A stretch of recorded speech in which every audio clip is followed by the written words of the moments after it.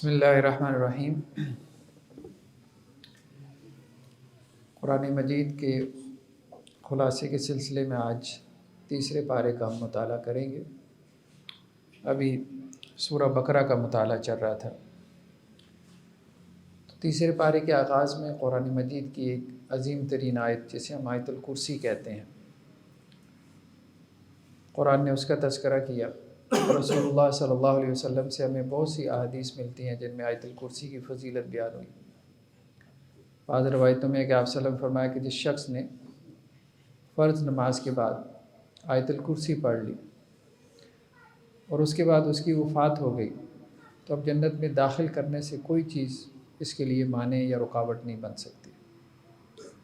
شیطان سے حفاظت اس کو قرار دیا گیا کہ رات کو سونے سے پہلے خاص طور پہ بچوں کو ہم سکھائیں، آیت الکرسی زبانی یاد کروائیں کہ رات کو سونے سے پہلے پڑھیں، اس سے شیطان سے بھی حفاظت رہتی ہے۔ اللہ کے رسول صلی اللہ علیہ وسلم نے حضرت ابی بن کعب سے یہ سوال کیا تھا کہ آپ کو معلوم ہے کہ قرآن مجید کی عظیم ترین آیت کون سی ہے؟ تو انہوں نے خاموشی اختیار کی۔ آپ صلی اللہ علیہ وسلم نے جب دوبارہ سوال دہرایا تو انہوں نے جواب دیا کہ آیت الکرسی۔ تو آپ صلی اللہ علیہ وسلم فرمایا کہ ابی آپ کو آپ کا علم مبارک ہو، یعنی آپ صحیح بات تک پہنچے۔ اللہ لا الہ الا هو الحی القیوم، یہ ایک آیت ہے اور اس میں 10 جملے ہیں، یعنی اللہ تعالیٰ کی 10 صفات کا تذکرہ ہے۔ اللہ کی معرفت ہمیں قرآن کے ذریعے سے، وحی کے ذریعے سے حاصل ہوتی ہے، اس کے علاوہ ہمارے پاس کوئی سورس نہیں ہے کہ ہم اللہ کے بارے میں جان سکیں۔ تو اللہ تعالیٰ اپنی جب معرفت کرواتے ہیں تو اپنے اسماء و صفات کے ساتھ، اپنے نیمز اور اپنے ایٹریبیوٹس کے ساتھ۔ تو یہاں پہ اللہ تعالیٰ کی صفات کا تذکرہ ہے، جس سے اللہ کی بادشاہی، اللہ کی کبریائی، اللہ کی بڑائی، اللہ کی عظمت، اس کا ہمیں پتہ چلتا ہے۔ اللہ لا الہ، اللہ کے سوا کوئی معبود نہیں۔ الحی القیوم، زندہ ہے اور ہر چیز کو تھامے ہوئی ہے، یعنی اللہ کے اوپر کبھی موت طاری نہیں ہوتی اور اس نے ہر چیز کو تھام رکھا ہے، ہر چیز کو اس نے سہارا دے رکھا ہے۔ لا تأخذہ سنۃ ولا نوم، اس کے اوپر اونگ بھی طاری نہیں ہوتی اور اس کو نیند بھی نہیں آتی۔ لہو ما فی السماوات و ما فی الارض، جو کچھ آسمانوں میں ہے، زمین میں ہے، سب اسی کا ہے، سب اس کی اونرشپ، سب اس کی ملکیت ہے۔ من ذا الذی یشفع عندہ الا باذنہ، کون ہے جو شفاعت کرے گا اس کے ہاں، یعنی قیامت والے دن، مگر اس کی اجازت سے۔ کسی کو یہ اختیار حاصل نہیں ہوگا قیامت والے دن کہ وہ اللہ کی اجازت کے بغیر کسی کی شفاعت بھی کر سکے۔ یعلم ما بین ایدیہم وما خلفہم، دیکھو وہ ان کے پیچھے اور ان کے آگے سب کچھ جانتا ہے، یعنی اسے پاسٹ ماضی کا بھی علم ہے، اسے فیوچر کا بھی پتہ ہے، سب علم آنے واحد میں اس کے سامنے ہے۔ ولا یحیطون بشیء من علمہ الا بما شاء، اور یہ انسان اللہ کے علم میں سے کچھ بھی نہیں لے سکتے مگر جتنا وہ چاہے۔ جتنا اللہ تعالیٰ انسان کو دینا چاہتا ہے، وہ دنیا کا علم ہو، اس کائنات کا ہو، یونیورس کا ہو، خود انسان کے بارے میں ہو، بس انسان اتنا ہی جان سکتا ہے، اس سے زیادہ نہیں جان سکتا۔ وسع کرسیہ السماوات والارض، اور اس کی کرسی زمین اور 7 آسمانوں کے اوپر چھائی ہوئی۔ ولا یعودہ حفظہما، اور اللہ تعالیٰ کو زمین اور آسمانوں کی حفاظت تھکاتی نہیں ہے۔ وہو العلی العظیم، اور وہ بہت بلند اور عظیم مرتبے والا ہے۔ نیکسٹ آیات میں اللہ تعالیٰ نے حضرت ابراہیم علیہ السلام کا تذکرہ کیا۔ حضرت ابراہیم علیہ السلام، ان کی بعثت عراق میں ہوئی تھی۔ حالیہ عراق کا ایک شہر تھا جسے ہم ار کہتے تھے، تو بہرحال یہ بصرہ، یا آپ کہہ لیں بصرہ کے نزدیک تھا، جو آج کل کا بصرہ یا بغداد آپ کہہ لیں ان کے نزدیک تھا۔ تو حضرت ابراہیم علیہ السلام کا اس سے مکالمہ ہوا تھا، جو اس وقت کا بادشاہ تھا نمرود۔ تو الم تر الی الذی حاج ابراہیم فی ربہ ان آتاہ اللہ الملک، کہ آپ نے غور نہیں کیا اس شخص کے بارے میں کہ جس نے ابراہیم علیہ السلام سے جھگڑا کیا، محاجہ کیا۔ تو مجادلہ یا محاجہ یہ بھی ہمارے دین کی ایک اصطلاح ہے، قرآن مجید نے اس کا تذکرہ کیا۔ انبیاء میں سے حضرت ابراہیم علیہ السلام کا تذکرہ ہمیں ملتا ہے کہ انہوں نے بہت سے محاجے کیے، اپنی قوم کے ساتھ، اپنے والد کے ساتھ، اور اسی طرح بادشاہوں کے ساتھ بھی۔ اور یہاں سے ایک اور اہم نقطہ بھی پتہ چلتا ہے، بادشاہوں کو دعوت دینا، بادشاہوں کو دعوت دینا یہ نبیوں کی جو ہے وہ سنت ہے۔ اللہ کے رسول صلی اللہ علیہ وسلم نے بھی جو ہے وہ خطوط لکھے تھے، لیٹرز لکھے تھے شاہ ایران کی طرف، اسی طرح سے جو ہے وہ رومن جو اس وقت ایمپرر تھا کیسر، اس کی طرف، اور بہت سے حبشہ کے جو بادشاہ نجاشی کی طرف آپ صلی اللہ علیہ وسلم نے خط لکھے، ان کو اسلام کی دعوت دی، کیونکہ بادشاہ جو قوم کا سردار ہوتا ہے، اگر وہ ایمان لے آئے تو پوری قوم ایمان لے آتی ہے، قوم تو اس کے پیچھے ہوتی ہے۔ تو یہ کام آج بھی کرنے والا ہے۔ اب بھی دیکھیں ہم کتنے ممالک ہیں دنیا میں، اگر 300 ممالک ہیں تو ان میں سے 50-60 ہیں جو مسلم ممالک ہیں، 250 تو تقریباً نان مسلم ہیں۔ اب ان کے بادشاہوں یا ان کے حکمرانوں تک کم از کم اتنا کہ بھائی کوئی خط ہی پہنچا دیں، کوئی لیٹر ہی پہنچا دیں، اب یہ کس کا فریضہ ہے؟ یہ امت مسلمہ کا فریضہ ہے. ہمارے حکمرانوں میں تو ظاہری بات ہے کہ یہ سینس ہے ہی نہیں. چاہیے تو یہ تھا کہ جن کے اندر کوئی تھوڑی بہت دین کی رمق تھی تو وہ آفیشیلی ایک لیٹر بھیجتے اور ان کو اسلام کی دعوت دیتے. مطلب کیا وہ آپ کے اوپر کوئی ڈرون اٹیک کر دیتے اس لیٹر کے نتیجے میں، زیادہ سے زیادہ اس کو سائڈ پہ رکھ دیتے اور کیا کرتے. لیکن ایک دینی فریضہ تو ہے. نبیوں نے یہی کام تو کیا، بادشاہوں کو خطوط لکھے. کل کو وہ یہ کہیں گے یا اللہ ہماری طرف تو کوئی پہنچا ہی نہیں، پیغام انہوں نے ہمیں دیا ہی نہیں. تو کم از کم یہ ہے کہ سفارتی لیٹر اتنے زیادہ ہمارے ہاں چلتے رہتے ہیں، سفارت خانوں کے ذریعے سے ایک اسٹیٹ دوسری اسٹیٹ کی طرف اس سے کمیونیکیٹ کرتی ہے. تو اس میں ایک یہ بھی ہے، کبھی اس کو دعوت پہ بلائیں اپنے ہاں اور اس کے سامنے اسلام کی دعوت رکھیں. ایک شخص ہمیں نظر آتا ہے، بہرحال بڑی اس کی ہمت ہے، وہ فیصلہ آباد میں بھی وہ صوفی برکت اللہ صاحب، ٹھیک ہے، ان کی کتابیں آپ اٹھا کے دیکھیں تو انہوں نے ایران کے کبھی جو ہے وہ بادشاہ کو خط لکھا ہوا، کبھی فلاں جو ہے وہ امریکن پریزیڈنٹ کو خط لکھا ہوا اور ان کی طرف سے واپس جواب بھی آئے اور انہوں نے اپنی کتاب میں پبلش کی کہ بھئی آپ جس طرح سے سوچتے ہیں ہم لوگ اس طرح سے نہیں سوچتے. ٹھیک ہے، آپ کے یہاں ایک روایتی انداز ہے سوچ کا اور آپ کا ایک اپنا بلیف سسٹم ہے، ہمارا یہ کلچر سسٹم نہیں ہے. تو کہنے کا مقصد یہ ہے کہ یہ ایک ضروری کام ہے، یہ کرنے کا کام ہے، امت کو اس طرف جو ہے وہ توجہ دینی چاہیے. یہ ہمارا ایک دینی فریضہ ہے. تو حضرت ابراہیم علیہ السلام نے کیا کیا؟ نمرود کے ساتھ محاجہ. اور اللہ سبحانہ و تعالیٰ کہہ رہے ہیں کہ ہم نے اس کو بادشاہت دی تھی. اذ قال ابراہیم ربی الذی یحیی و یمیت. تو حضرت ابراہیم نے کہا کہ دیکھو بات یہ ہے کہ میرا رب تو وہ ہے جو مجھے زندہ کرتا ہے اور مجھے مارتا ہے. قال انا احیی و امیت. تو اس نے کہا یہ تو میں بھی کر سکتا ہوں. اب تفسیری روایات میں اس نے کیا کیا کہ ایک شخص جس کو جیل میں پھانسی کی سزا ہو چکی تھی تو اس نے کہا کہ بھائی اس کو آزاد کر دو. تو گویا وہ مرنے والا تھا، میں نے اس کو زندگی دے دی. اور ایک شخص جس کے اوپر کوئی گناہ کوئی جرم ثابت نہیں تھا تو اس نے کہا اس کی گردن اڑا دو. تو اس نے کہا یہ کام تو ہے ابراہیم کو بھی زیادہ مشکل تو نہیں ہے، تو میں بھی کر سکتا ہوں. تو اگر اس کی وجہ سے کوئی رب ہے تو میں پھر رب کہلانے کا حقدار ہوں. تو اس پہ حضرت ابراہیم علیہ السلام نے جب اس کی کج بحثی دیکھی تو اب کہا اس کو فإن اللہ یأتی بالشمس من المشرق فأتی بها من المغرب. کہ دیکھو میرا رب تو وہ ہے کہ جو مشرق سے سورج طلوع کرتا ہے اور مغرب میں غروب کرتا ہے. تو تم ایسا کرو کہ مغرب سے طلوع کرو اور مشرق میں اس کو غروب کر کے دکھا دو. اگر تم واقعتاً میں رب ہو فبہت الذی کفر. تو وہ جو کافر تھا وہ حضرت ابراہیم علیہ السلام کی اس دلیل پہ حیران رہ گیا، پریشان رہ گیا. اسی کو محاجہ کہتے ہیں. اسی کو قرآن نے کہیں پہ جو ہے وہ مجادلہ کہا ہے. ہمارے ہاں اس کے لیے ایک اصطلاح استعمال ہو گئی مناظرہ کی، کہ جو ہٹ درم ہے بس اس کے سامنے ایسی کوئی دلیل رکھ دینا کہ جس سے وہ مبہوت ہو کے رہ جائے. تو اس سے کیا ہوتا ہے، اس سے اس کا جو ایک اثر ہوتا ہے اپنی قوم کے اوپر تو وہ ختم ہو جاتا ہے، یعنی جو اس نے ان کو اپنے سحر میں لیا ہوتا ہے. نیکسٹ آیات کے اندر جو ہے وہ قرآن مجید نے ذکر کیا ہے اللہ کے راستے میں خرچ کرنا.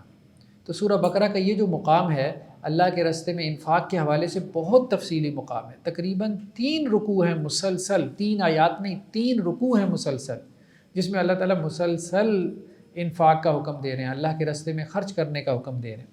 تو اس میں کچھ پرنسپلز بیان کیے گئے، کچھ بنیادیں بیان کی، کچھ اصول بیان کیے گئے، کچھ ضابطے ہیں کہ اللہ کے راستے میں خرچ کیسے کرنا. فرمایا مثل الذین ينفقون اموالهم فی سبیل اللہ. مثال ان لوگوں کی جو اللہ کے راستے میں خرچ کرتے ہیں، کمثل حبہ، جیسا کہ ایک دانے کی مثال. کسان کیا کرتا ہے، ایک دانہ جو ہے وہ کھیت کے اندر زمین میں دبا کے آتا ہے نا. اب اس ایک دانے سے، گندم کے ایک دانے سے بالیاں نکلتی ہیں. وہ بالیاں کبھی 7 ہوتی ہیں، کبھی 10 ہوتی ہیں، کبھی 12 ہوتی ہیں، کبھی 15 ہو جاتی ہیں. اور ہر بالی یعنی ہر ٹہنی کے اندر پھر 100 دانے یا 100 150 کہہ لیں یا اس سے تھوڑے کم و بیش. تو گویا کہ ایک دانے سے اللہ سبحانہ و تعالیٰ 700 دانے پیدا کر دیتے ہیں. یعنی آپ نے تو زمین کو ایک دانہ دیا یا کسان نے ایک دانہ دیا تو اللہ نے اس کو 700 دانے واپس لوٹا دیا. وہ کسان نے تو نہیں بنائے نا، وہ بقیہ جو 700 ہیں وہ کسان نے نہیں بنائے، وہ اللہ نے بنائے ایک دانے سے. تو کمثل حبہ، جیسا کہ ایک دانہ ہے، انبتت 7 سنابل، اس سے 7 بالیاں نکلتی ہیں، 7 ٹہنیاں نکلتی ہیں. فی کل سنبلۃ 100 حبہ، اور ہر ٹہنی میں 100 دانے. واللہ یضاعف لمن یشاء. تو گویا اللہ تعالیٰ سمجھا رہے ہیں ایک مثال کے ذریعے سے کہ اللہ تعالیٰ اسی طرح سے تمہاری ایک نیکی کو 700 گنا تک بڑھا دیتے ہیں. یعنی ایک نیکی کا جو اجر و ثواب ہے وہ 700 گنا واپس کر دیا جائے گا. واللہ یضاعف لمن یشاء، اور جس کے لیے اللہ تعالیٰ چاہتے ہیں اس کو بڑھاتے ہی رہتے ہیں. یعنی یہ تو اللہ تعالیٰ نے ویسے ایک نمبر بیان کر دیا نا. مزید یہ ہے کہ اللہ تعالیٰ جس کے لیے چاہتے ہیں اس کو کئی گنا، مطلب 700 تو ایک ویسے جسٹ ایک نمبر ہے. 7000 اللہ تعالیٰ اس کو بنا دیتے ہیں، 7 لاکھ بنا دیتے ہیں. جیسا کہ ہمیں روایتوں میں ملتا بھی ہے نا. اللہ کے رسول صلی اللہ علیہ وسلم نے فرمایا کہ تم میں سے کوئی شخص ایک کھجور کا دانہ صدقہ کرتا ہے. اب کھجور صدقہ کرنا سب کے لیے پاسبل ہے، مطلب سب کر سکتا ہے، ایک بچہ بھی ہم میں سے کر سکتا ہے. اس کی کوئی اتنی زیادہ ویلیو نہیں ہے کھجور کی فی زمانہ.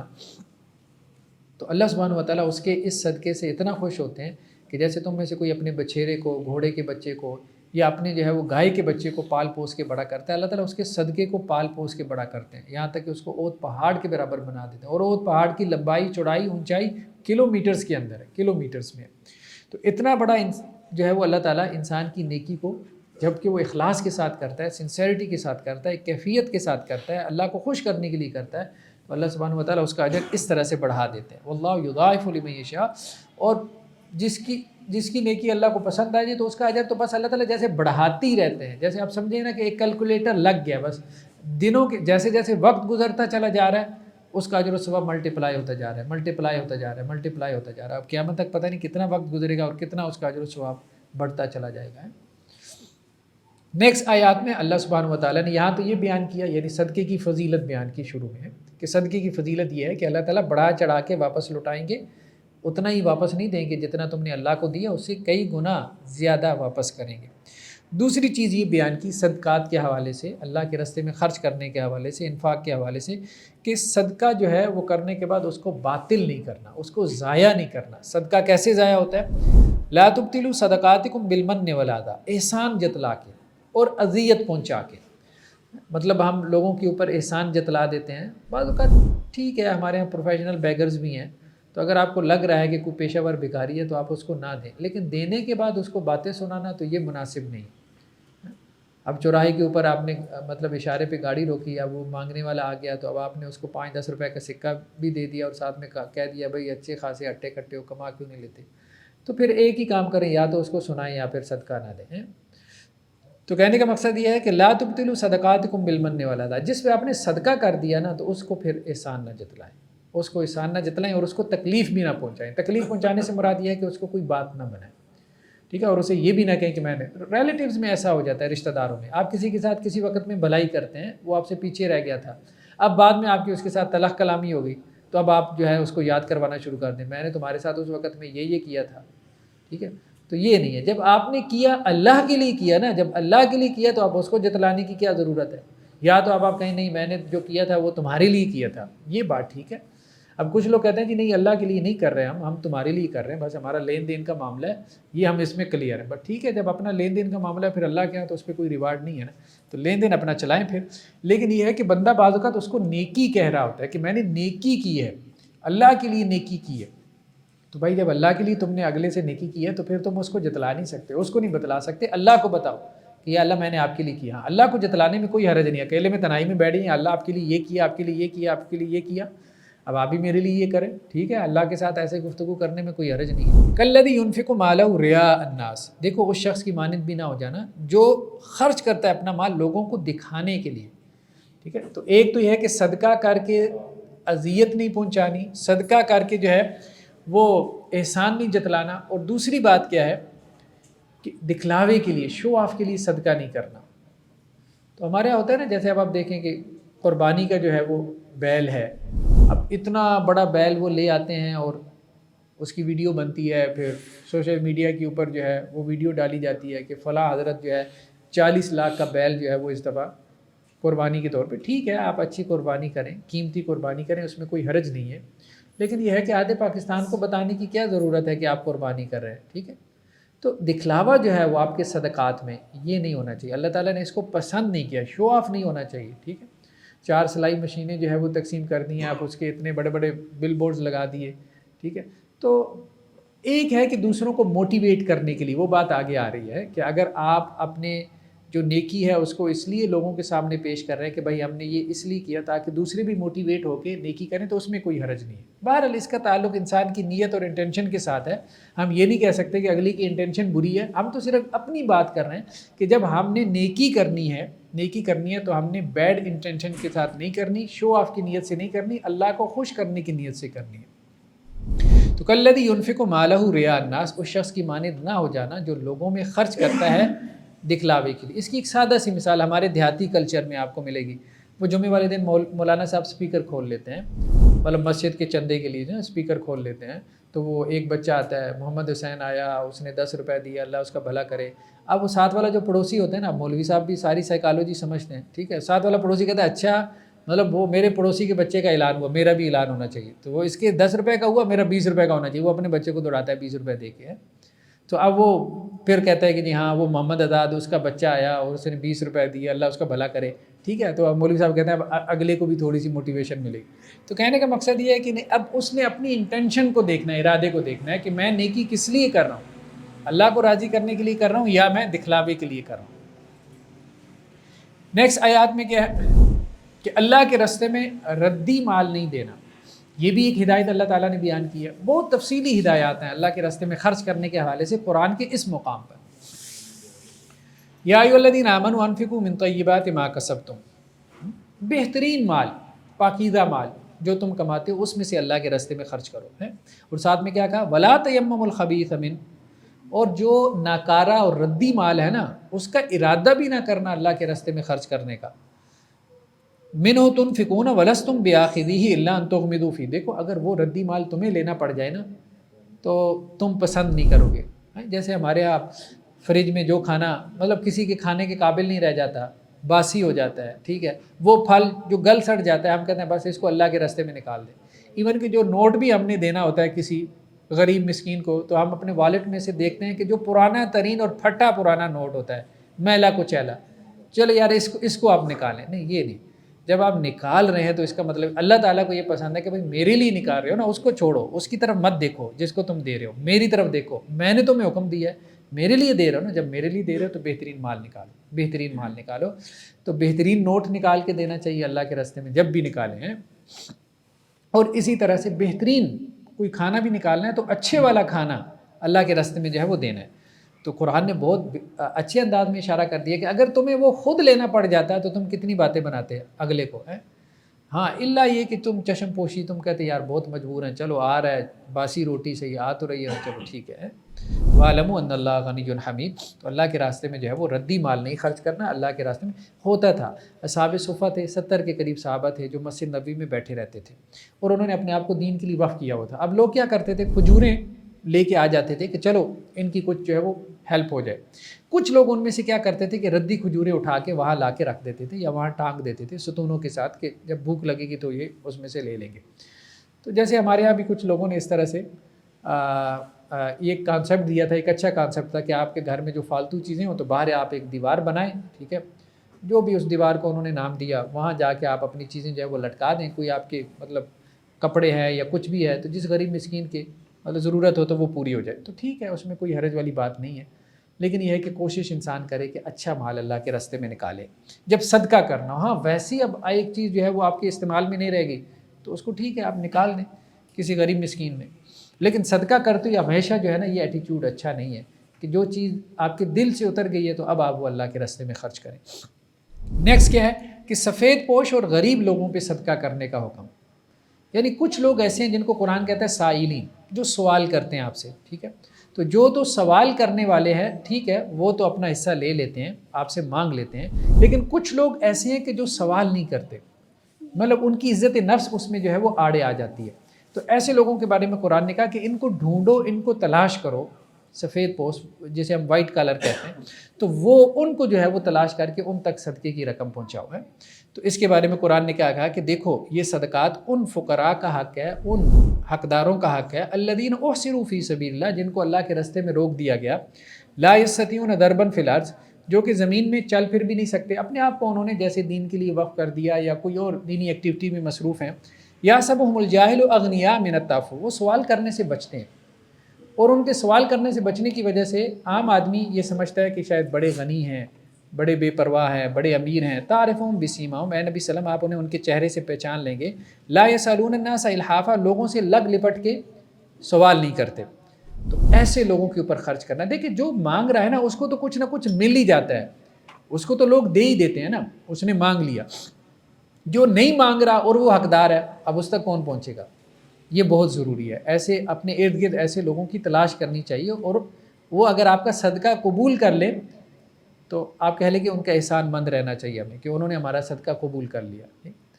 حضرت ابو ہریرہ رضی اللہ عنہ کے بارے میں آتا ہے کہ 6 ہجری میں یہ آئے تھے، پھر آپ صلی اللہ علیہ وسلم کے ساتھ ہی لگ گئے، ہمیشہ آپ صلی اللہ علیہ وسلم کے ساتھ ہی رہتے تھے، سب سے زیادہ احادیث ان سے مروی ہیں، اصحاب صفہ میں سے تھے، تو جو بات اللہ کے رسول صلی اللہ علیہ وسلم کہتے ہیں اس کو یاد کرنے کی کوشش کرتے، بلکہ ایک مرتبہ آپ صلی اللہ علیہ وسلم سے کہنے لگے کہ اللہ کے رسول آپ مجھے کہتے ہیں میں آپ کی باتیں سنتا ہوں، کبھی بھول بھی جاتا ہوں. آپ صلی اللہ علیہ وسلم فرمایا چادر بچھاؤ، چادر بچھائی. آپ صلی اللہ علیہ وسلم نے دعا فرمائی اور کہا کہ اب چادر سمیٹ لو. تو حضرت ابو ہریرہ کہتے ہیں میں نے چادر سمیٹ لی، اس کے بعد اللہ کے رسول صلی اللہ علیہ وسلم کی کوئی بات مجھے کبھی بھولی نہیں.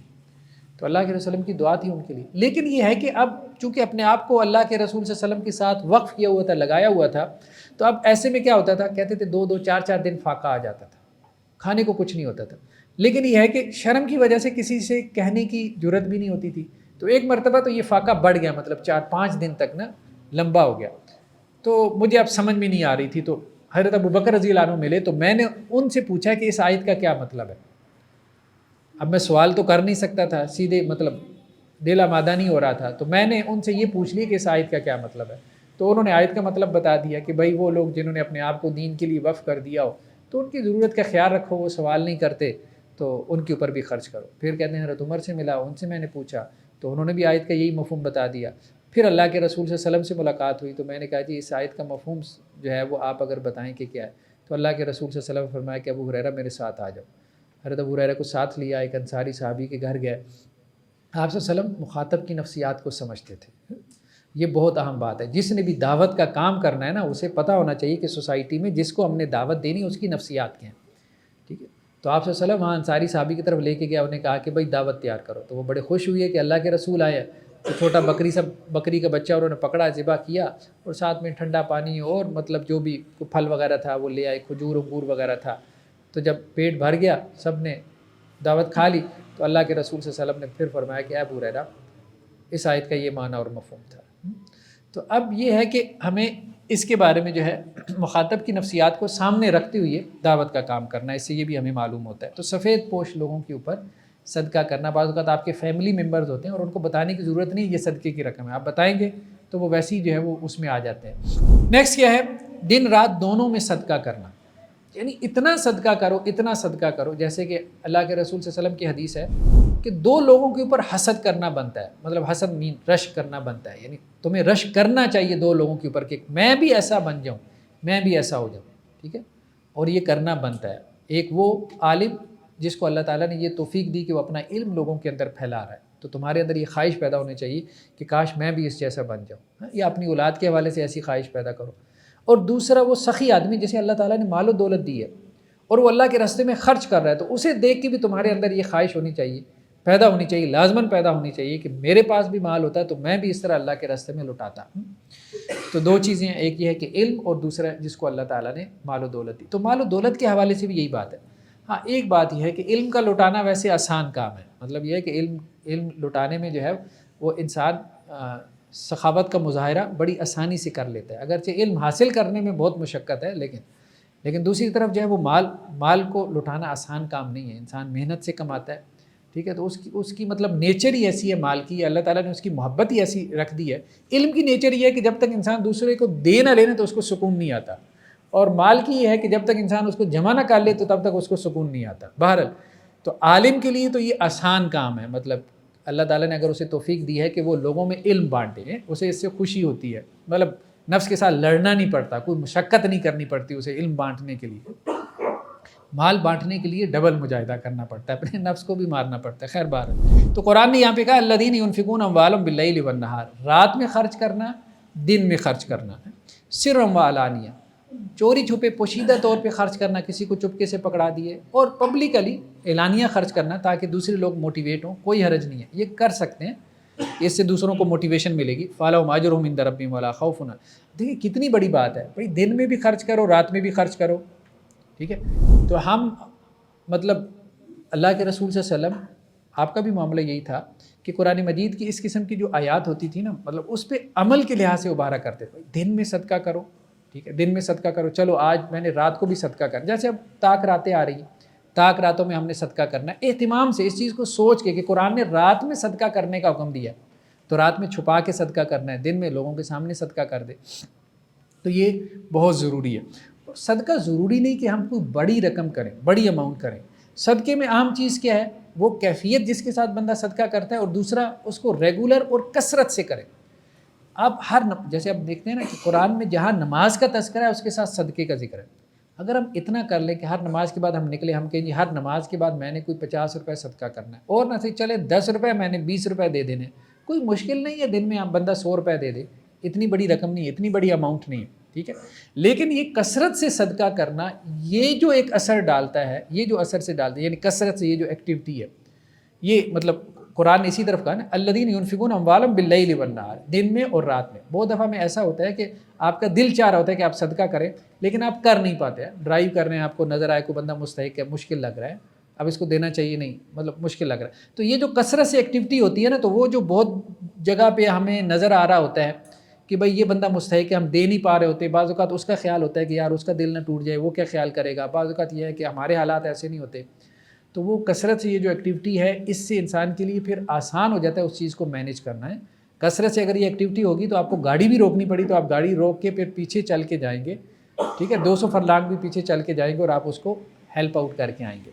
تو اس لیے قرآن کہتا ہے کہ اس کی عادت ڈالو. اس کی عادت ڈالنے سے یہ ہوگا کہ کوئی مستحق کبھی محروم نہیں رہے گا. نیکسٹ آیات میں قرض کے حوالے سے، یعنی صدقہ کے ساتھ قرض کے احکامات کو بھی جمع کر دیا گیا. قرض دینا بھی اس کی بہت نیکی بیان ہوئی. اللہ کے رسول صلی اللہ علیہ وسلم کی ایک حدیث ہے کہ اگر تم کسی کو قرض دیتے ہو، جتنے عرصے کے لیے قرض دیتے ہو اتنے عرصے کے لیے تمہارے لیے صدقے کا اجر لکھا جاتا ہے. مثال کے طور پہ آپ نے کسی کو جو ہے وہ 1000 روپیہ قرض دیا 1 مہینے کے لیے، تو آپ کو 1 مہینے میں ہر دن 1000 روپے صدقے کا ثواب ملے گا. یہ بات.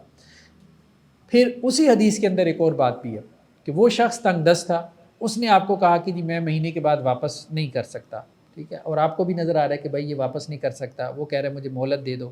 تو آپ نے اسے کہا بھائی 2 مہینے کی اور مہلت لے لو.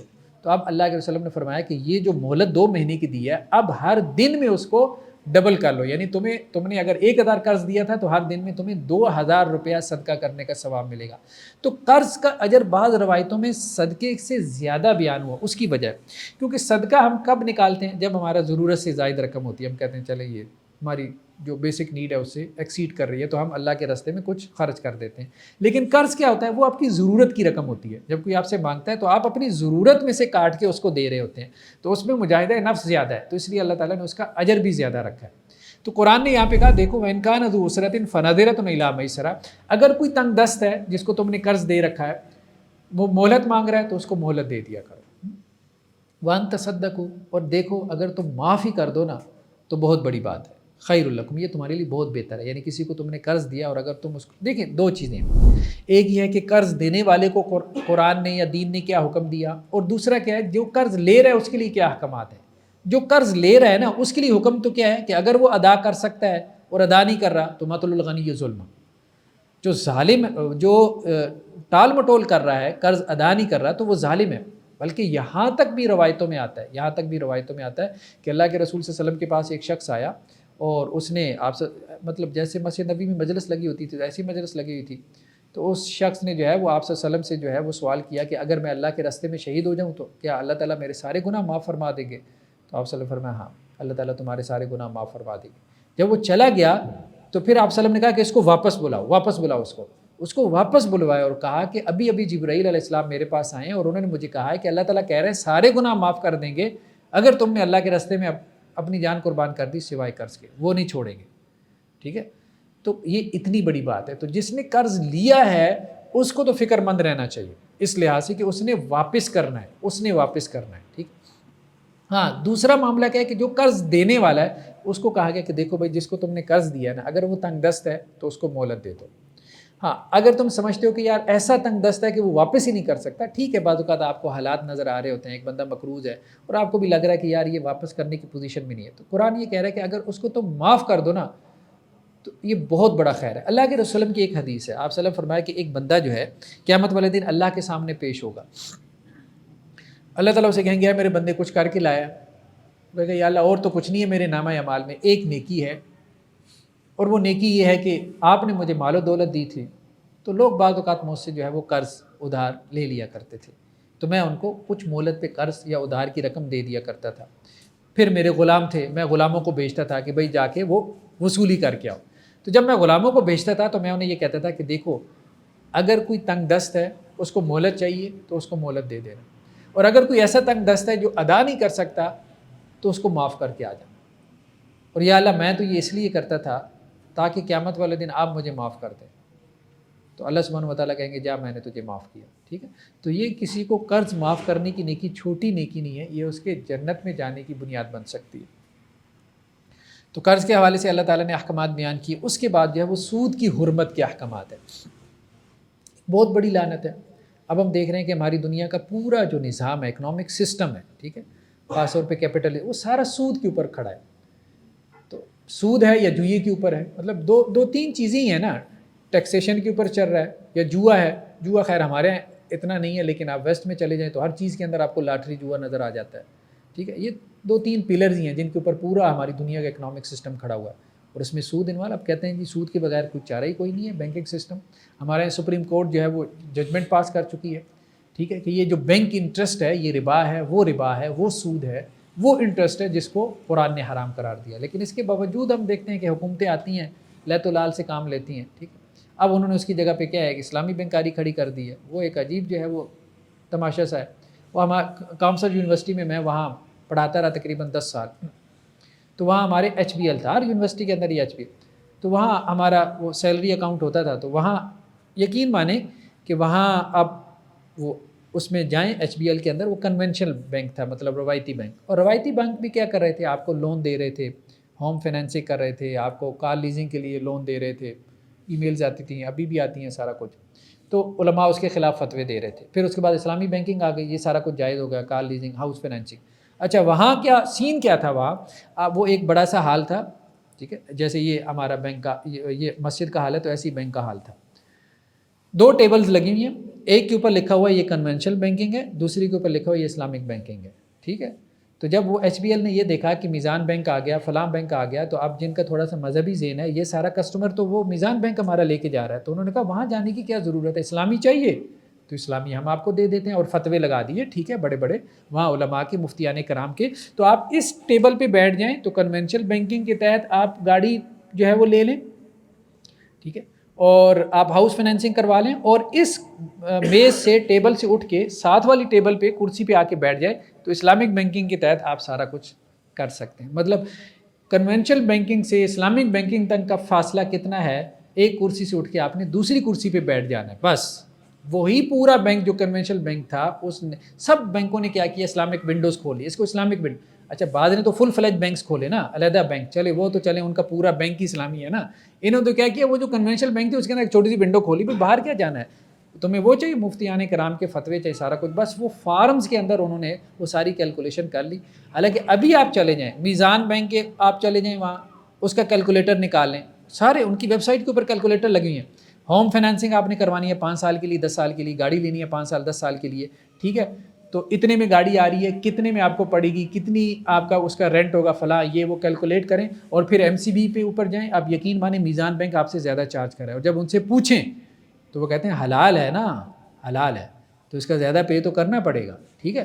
مطلب اگر جو ہے وہ آپ کو گھر کنورشل بینک کے تحت 50 لاکھ اگر آپ لیتے ہیں, 50 لاکھ بینک سے لون لیتے ہیں, تو بینک کہتا ہے جی 70 لاکھ واپس کرو. ٹھیک ہے. اسلامی بینک کے پاس جائیں گے, وہ کہتا ہے 50 لاکھ اگر ہم سے لے رہے ہو تو اسلامی ہے, 70 نہیں 75 واپس کرنا پڑے گا. تو یہ اسلامی بینکنگ کے نام پہ ہو رہا ہے. ٹھیک ہے. نہیں وہ بھی نہیں, ہم نے ہیلے کر لی ہیں, صحیح بات یہ ہیلے کر لی ہیں, ان ہیلوں سے یہ چیزیں اسلامائز نہیں ہوتی. ہاں یہ وقت کی ضرورت ہے, یہ بات ٹھیک ہے, یہ وقت کی ضرورت ہے کہ ایسا کوئی سسٹم ہونا چاہیے, ڈیولپ کرنا چاہیے, کہ جس میں دیکھیں جو سیلری پرسن ہوتا ہے اس کی تھوڑی بہت سیونگ ہوتی ہے, وہ چاہتا ہے میں کسی کاروبار میں لگا دوں. اگر وہ خود کاروبار کرنا شروع کر دے گا نا تو وہ اپنی رقم ڈبو دے گا. ٹھیک ہے. وہ جاب کرے گا یا کاروبار کرے گا. تو ہمارے یہاں مڈل کلاس کے پاس کافی ساری سیونگ ہے, اور یہ بینکوں نے سمجھ لیا تھا, اور مذہبی ذہن بھی تھا, تبلیغی جماعت, جماعت اسلامی, تنظیم اسلامی, فلاں جماعت الدعوت, جماعتوں نے مذہبی ذہن بنا دیا تھا, سود حرام ہے, حرام ہے, حرام ہے. انہوں نے کہا چلو ٹھیک ہے, ہم آپ کو اسلامی بینکاری دیتے ہیں تاکہ وہ پیسہ بھی ذرا سرکولیشن میں آ جائے, گردش میں آ جائے. ٹھیک ہے. تو اب یہ صورتحال بنی ہوئی ہے. اصل میں یہ ہے کہ ریئل میں کوئی بزنس جسے کہتے ہیں نا, بزنس کرنے کی کوئی مداربہ کمپنی, خیر اب مداربہ سکینڈل بھی ایک ہمارے یہاں ایک فتنہ بن گیا ہے, وہ اتنا بدنام ہوا ہے, اب وہ نام لینے سے بھی انسان کو ڈر لگتا ہے. لیکن بیسیکلی تو اس کا حل یہی ہے کہ کمپنیز ہو, مداربہ کمپنیز ہوں, جو مداربہ کے اصولوں کے تحت کام کریں, اور واقعتاً میں کوئی کاروبار اور بزنس کھڑا ہو, اور لوگوں کے اس میں شیئرز ہوں, اور پھر اس کے اوپر ٹھیک ہے آگے پروفٹ وغیرہ آگے تقسیم ہو. تو قرآن نے سود کی جو حرمت کو جس طرح سے بیان کیا کہ دیکھو اللہ سے ڈر جاؤ, وَذَرُوا مَا بَقِیَ مِنَ الرِّبَا, اور سود کو چھوڑ دو. ان کنتم مومنین، اگر تم مومن ہو، فَإِن لَمْ تَفْعَلُوا، اگر تم ایسا نہیں کرو گے، فَأْذَنُوا بِحَرْبٍ مِّنَ اللَّهِ وَرَسُولِهِ، اللہ اور اس کے رسول سے جنگ کے لیے تیار ہو جاؤ۔ یعنی جو سودی نظام کو لے کے چلنا ہے، یہ بینکنگ کا جو نظام ہے، یہ اللہ اور اس کے رسول سے جنگ کرنے کے مترادف ہے۔ اور اللہ کے رسول صلی اللہ علیہ وسلم کی ایک حدیث ہے کہ سود دینے والا، لینے والا، لکھنے والا، اس پہ گواہی دینے والا، چاروں برابر ہیں، چاروں برابر ہیں۔ تو بہرحال بچنا چاہیے، بہت بڑا گناہ ہے، بہت بڑا گناہ ہے۔ بعض حدیثوں میں تو بہت سخت وعید آئی ہے، بہت سخت وعید آئی ہے، یعنی ماں کے ساتھ نکاح کرنے جیسا، ماں کے ساتھ نکاح کیا بدکاری کرے گا، تو مطلب اس سے بھی بدتر گناہ اس کو سودی لین دین کو کرا۔ اس کی وجہ کیا ہے؟ دیکھیں، آپ تو صرف پرسنل لیول پہ سوچ رہے ہوتے ہیں نا کہ جی میں نے تھوڑا قرضہ لے لیا، اب عام آدمی تو قرضہ دے نہیں رہا، تو بینک تو آپ کے پیچھے گھوم رہا ہوتا ہے کہ جی قرضہ لے لو، قرضہ لے لو۔ ہمارے وہ آتے تھے، وہ بینک والے، یہ اب میں بینک کا چلے نام نہیں لیتا، تو وہ انہوں نے اپنے سیلز مین چھوڑے ہوتے ہیں، وہ یونیورسٹیوں میں ایک پروفیسر، دوسرا پروفیسر، ٹھیک ہے، جیسے ہمارے مبلغ اور دائی ہوتے ہیں نا، اسی طرح وہ اچھے خاصے پریچرز ہوتے ہیں، ٹھیک ہے، کریڈٹ کارڈ لے لیں، کریڈٹ کارڈ لے لیں، اور بھائی کیوں لے لیں کریڈٹ کارڈ؟ اور نہیں، آپ اس میں 50,000 کی آپ کے بینک میں پیسہ نہیں بھی ہے، پھر بھی آپ خریداری کر سکتے ہو۔ بھائی میرا بھائی مجھے جو ہے وہ دینے کو تیار نہیں ہے 50,000، تم مطلب میرے کون سے اتنے سکے لگ گئے ہو، میرے پیچھے کریڈٹ کارڈ لے کے پھر رہے ہو، یا پوری یونیورسٹی میں بانٹتے پھر رہے ہو کہ جی لے لیں لے لیں لے لیں، خریداری کر لیں، ٹھیک ہے، مطلب آپ کے اکاؤنٹ میں پیسہ نہیں بھی ہے، پھر بھی 2 لاکھ کی خریداری کر لیں کر لیں کر لیں۔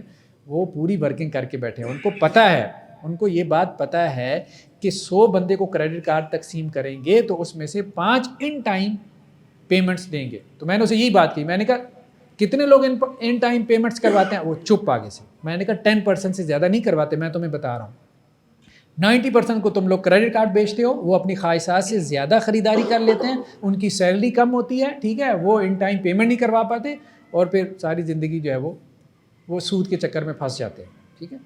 تو یہ صورتحال ہے، اب یہ سارا چکر جو ہے وہ چل رہا ہے۔ تو یہ سودی نظام بیسیکلی ایکسپلائٹیشن کا نظام ہے، استحصالی نظام ہے، استحصالی نظام ہے۔ اس وقت دنیا کی آپ کہہ لیں جو دولت ہے، ویلتھ ہے، 43% چلے ہم اس کو 50% کہہ دیتے ہیں سمجھنے کے لیے، تو 43 یا 50% دنیا کی آدھی دولت 1% لوگوں کے پاس ہے۔ اللہ نے دنیا میں اتنے وسائل رکھے ہیں، سب عیاشی کے ساتھ زندگی گزار سکتے ہیں، صحیح بات ہے۔ وہ جو اللہ تعالیٰ کہتے ہیں نا وَمَا مِن دَابَّةٍ فِي الْأَرْضِ إِلَّا عَلَى اللَّهِ رِزْقُهَا، اللہ نے ہر ایک چیز کا جو ہے وہ رزق دنیا میں رکھ دیا ہے، سب کا رزق اللہ نے تو رکھ دیا ہے۔ یہ جو تقسیم پیدا ہو گئی ہے کہ 1% جن کے پاس دنیا کی 43% ویلتھ ہے، اب وہ یہ چاہ رہے ہیں کہ 90% ویلتھ ہمارے پاس آ جائے۔ آپ اس کے اوپر زور دو بھائی، یہ ہے وہ ویلتھ وہاں سے نکالو اور غربا میں تقسیم کرو، وہ سرکولیشن میں آئے۔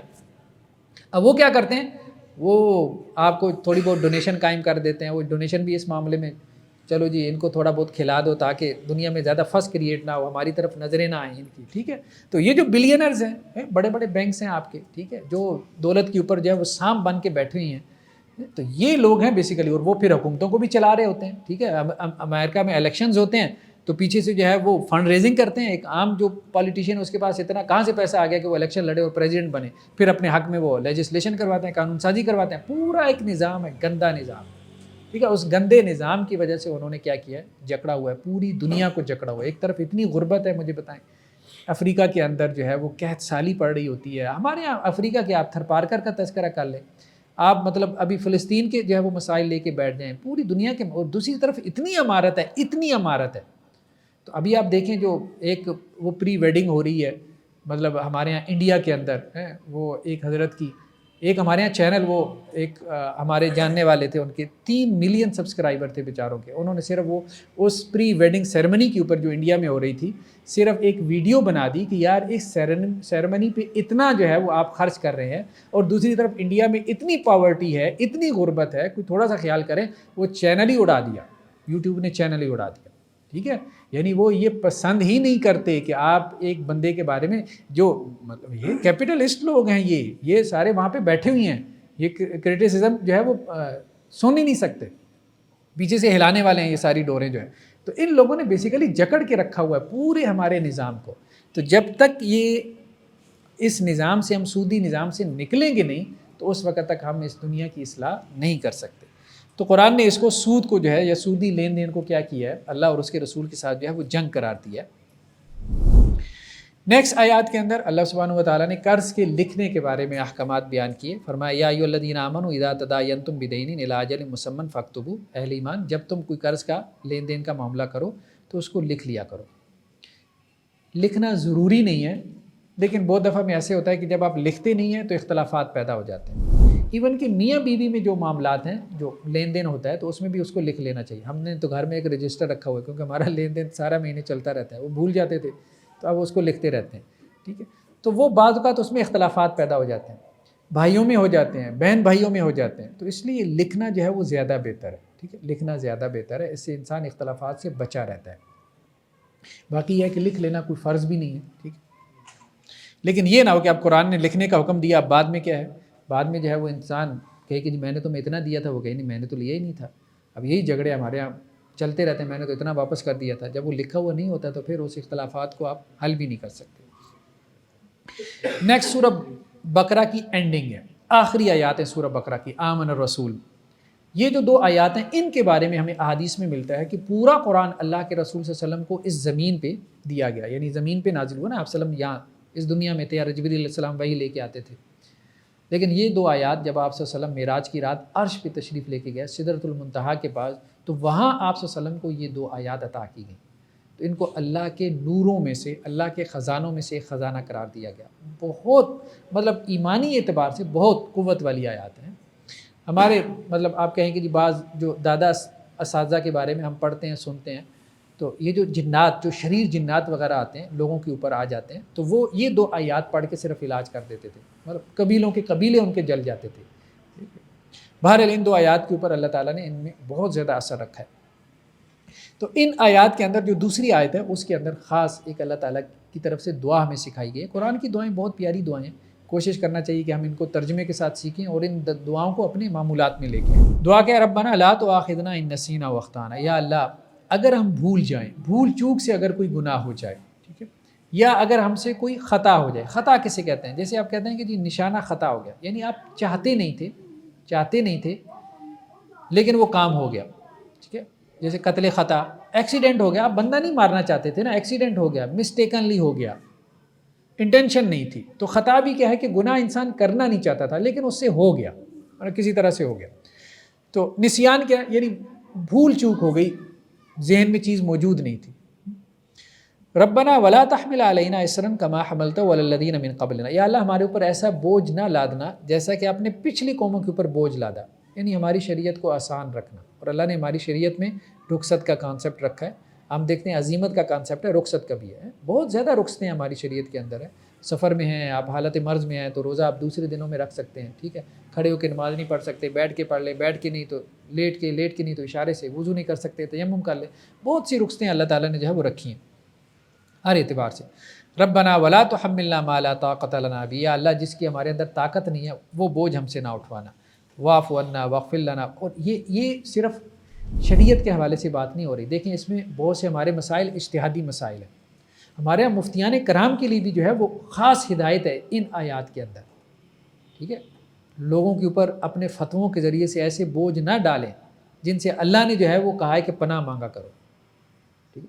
تو ہمارے یہاں کچھ مفتی حضرات بہت سخت فتوے دے دیتے ہیں، مطلب ایک ٹرینڈ سا بن گیا ہے کہ جیسے تقویٰ یہی ہے کہ آپ مطلب ٹھوک بجا کے کوئی فتویٰ دیں، ٹھیک ہے، اگلا جو ہے وہ اس پہ عمل کرنے کے قابل بھی نہ۔ ایک صاحب کا مجھے فون آیا تو انہوں نے کہا کہ جی میں نے کوئی 25 سال بینک کی جاب کی ہے، اچھا، اب اللہ تعالیٰ نے، میں نے کوئی ڈاکٹر اسرار صاحب کی تقریریں سنی، اس میں بڑا سود کے حوالے سے تھا، تو میرے دل میں بھی سود کی بڑی برائی آ گئی۔ اب مسئلہ یہ ہے کہ میں تو ریٹائرمنٹ کی عمر گزار رہا ہوں، اب ریٹائرمنٹ میں ٹھیک ہے میں نے تقریریں سن لی، اب میں نے سارا گھر اس سے بنایا جو میں نے بینک کی جاب کی، سارا کچھ کیا، تو اب میں کیا کروں؟ 25 سال تو میں نے وہ سارا کچھ کیا۔ تو وہ کہتے ہیں میں نے مفتی صاحب سے پوچھا، مفتی صاحب نے کہا کہ بھائی پہلی بات تو یہ 25 سال تو تم نے کھایا حرام، ٹھیک ہے چلو وہ تو کھا لیا، اب اس کا جو گھر بنایا نا یہ بھی حرام کا ہے، اس میں نہیں رہ سکتے، پھر اب تمہیں وہ جو گولڈن شیک ہینڈ میں پیسے ملے نا اس سے تم کاروبار بھی نہیں کر سکتے، وہ بھی حرام کا پیسہ ہے۔ پھر اس نے کہا جی میں تو سڑک پہ آ جاؤں گا۔ مفتی صاحب نے کہا ہاں تقویٰ تو یہ سڑک پہ آ کے بیٹھ جاؤ۔ تو وہ مجھ سے پوچھ رہا تھا، میں نے کہا یار دیکھو بات یہ ہے، وہ تقویٰ نہیں تمہارا ایمان بھی لے جائیں گے، اگر تم نے ان کے فتوے پہ عمل کیا تو اس سے تقویٰ تو کیا آنا ہے، تمہارا ایمان بھی چلا جائے گا، تو اس طرح سے نہ کرو آپ۔ باقی یہ ہے کہ میں تمہیں ایک آیت کی طرف اشارہ کر دیتا ہوں، لیکن میں اب اس لیے نہیں کر رہا کہ مفتی حضرات نے تمہارا ذہن اتنا سخت بنا دیا ہے کہ اگر میں تمہیں وہ آیت سناؤں گا نا تو تم کہو گے کہ ہمارا دین اتنا آسان ہے، تمہیں یقین ہی نہیں آئے گا، ٹھیک ہے۔ اور وہ آیت سورہ فرقان کی آیت سے، اس میں کیا اللہ سبحانہ و تعالیٰ نے کیا کیا کہ جو لوگ توبہ کر لیتے ہیں تو اللہ تعالیٰ ان کے گناہوں کو کیا کرتے ہیں؟ نیکیوں میں بدل دیتے ہیں۔ تو بس اس میں یہی ہے کہ آپ نے ایک دفعہ سچی توبہ کر لی ہے تو بس اب آپ کے گناہوں کو اللہ نے نیکیوں میں بدل دیا۔ اب اس میں پریشان نہ ہو، پچھلا کھاتا مت کھولیں، وہ کھول دیں گے تو پریشانی ہے۔ اب ایک بندہ 60 سال کی عمر میں دین کی طرف آتا ہے، اب وہ کہتا ہے جی میں نے تو پچھلے 40 سال نمازیں نہیں پڑھی، روزے ہی نہیں رکھے، اور مفتی صاحب کہاں بھائی بچے بچنے والی تو کوئی تیری صورتحال کوئی نہیں ہے، 40 سال کی نمازیں تو تجھے 45 سال کی پڑھنی پڑیں گی اور روزے بھی رکھنے پڑیں گے، کیا کرے گا؟ مساں اس کی پتہ نہیں 2 3 4 سال عمر رہ گئی ہے، ٹھیک ہے؟ تو آسانی پیدا کریں۔ اس پہ میں نے کتابچہ لکھا تھا آسان دین، یہ اللہ کے رسول صلی اللہ علیہ وسلم۔ مجھے وہ لوگ کہنے لگے اچھا دین بڑا آسان ہے، یہ کہاں سے لے آئے؟ میں نے کہا اللہ کے رسول کے الفاظ ہے، دین یسر، حدیث ہے، صحیح حدیث ہے، دین آسان ہے، تو اب لوگوں نے مشکل بنایا ہوا ہے۔ اللہ کے وسلم کی حدیثیں ہیں، یسروا ولا تعسروا، آسانیاں پیدا کرو، سختی پیدا نہ کرو، بشروا ولا تنفروا، خوشخبریاں دو، نفرتیں نہ مت بانٹو۔ تو یہ آپ صلی اللہ علیہ وسلم نے جو کہا تھا آسانیاں پیدا کرو، تو یہ کس کو کہا تھا؟ اس امت کے علماء کو کہا تھا۔ اب ہم ڈھونڈ کے جو ہے نا، اگر کہیں آپشن نکلتی بھی ہے کوئی آسان فتوے کی، تو ڈھونڈ کے وہ مطلب علماء کا ذہن ایسا بن گیا کہ مشکل ترین کوئی فتویٰ دیں تاکہ اس کو بھی لگ پتہ جائے کہ بھئی یہ دین ہے، ہمارا کوئی چیز ہے جس کو پریکٹس کرنا جو ہے نا، آسانیاں پیدا کریں، لوگوں کے لیے آسانیاں پیدا کریں، یہ ہمارے دین کا مزاج ہے۔ تو یہاں پہ اس سے تو ہم نے پناہ مانگی ہے اللہ سے، اس چیز سے پناہ مانگی ہے کہ یا اللہ ہمارے اوپر ایسا بوجھ نہ لادنا، ٹھیک ہے، کہ جو ہم اٹھا نہ سکیں، اور ہمیں ایسی مشقت میں نہ ڈالنا۔ یا اللہ جیسی مشقت آپ نے پچھلی قوموں کے اوپر رکھی تھی، تو اللہ نے تو وہ شریعت میں تو نہیں رکھی۔ اب کچھ مسائل شریعت میں واضح نہیں ہے، وہ اجتہادی ہیں، اس کی طرف تو علماء کی طرف رجوع کرنا پڑتا ہے، وہ شریعت میں واضح نہیں ہے۔ اب وہاں آ کے پھر جو ہے وہ فتوے کے ذریعے سے مشقت پیدا کر دی جاتی ہے۔ یہ ہمارے یہاں مفتیان کرام کو، علماء کو جو ہے وہ اس کو ملحوظ رکھنا چاہیے، اس سے لوگ جو ہے وہ دین سے دور ہوں گے، دین کو اوور برڈن جو ہے وہ سمجھیں گے۔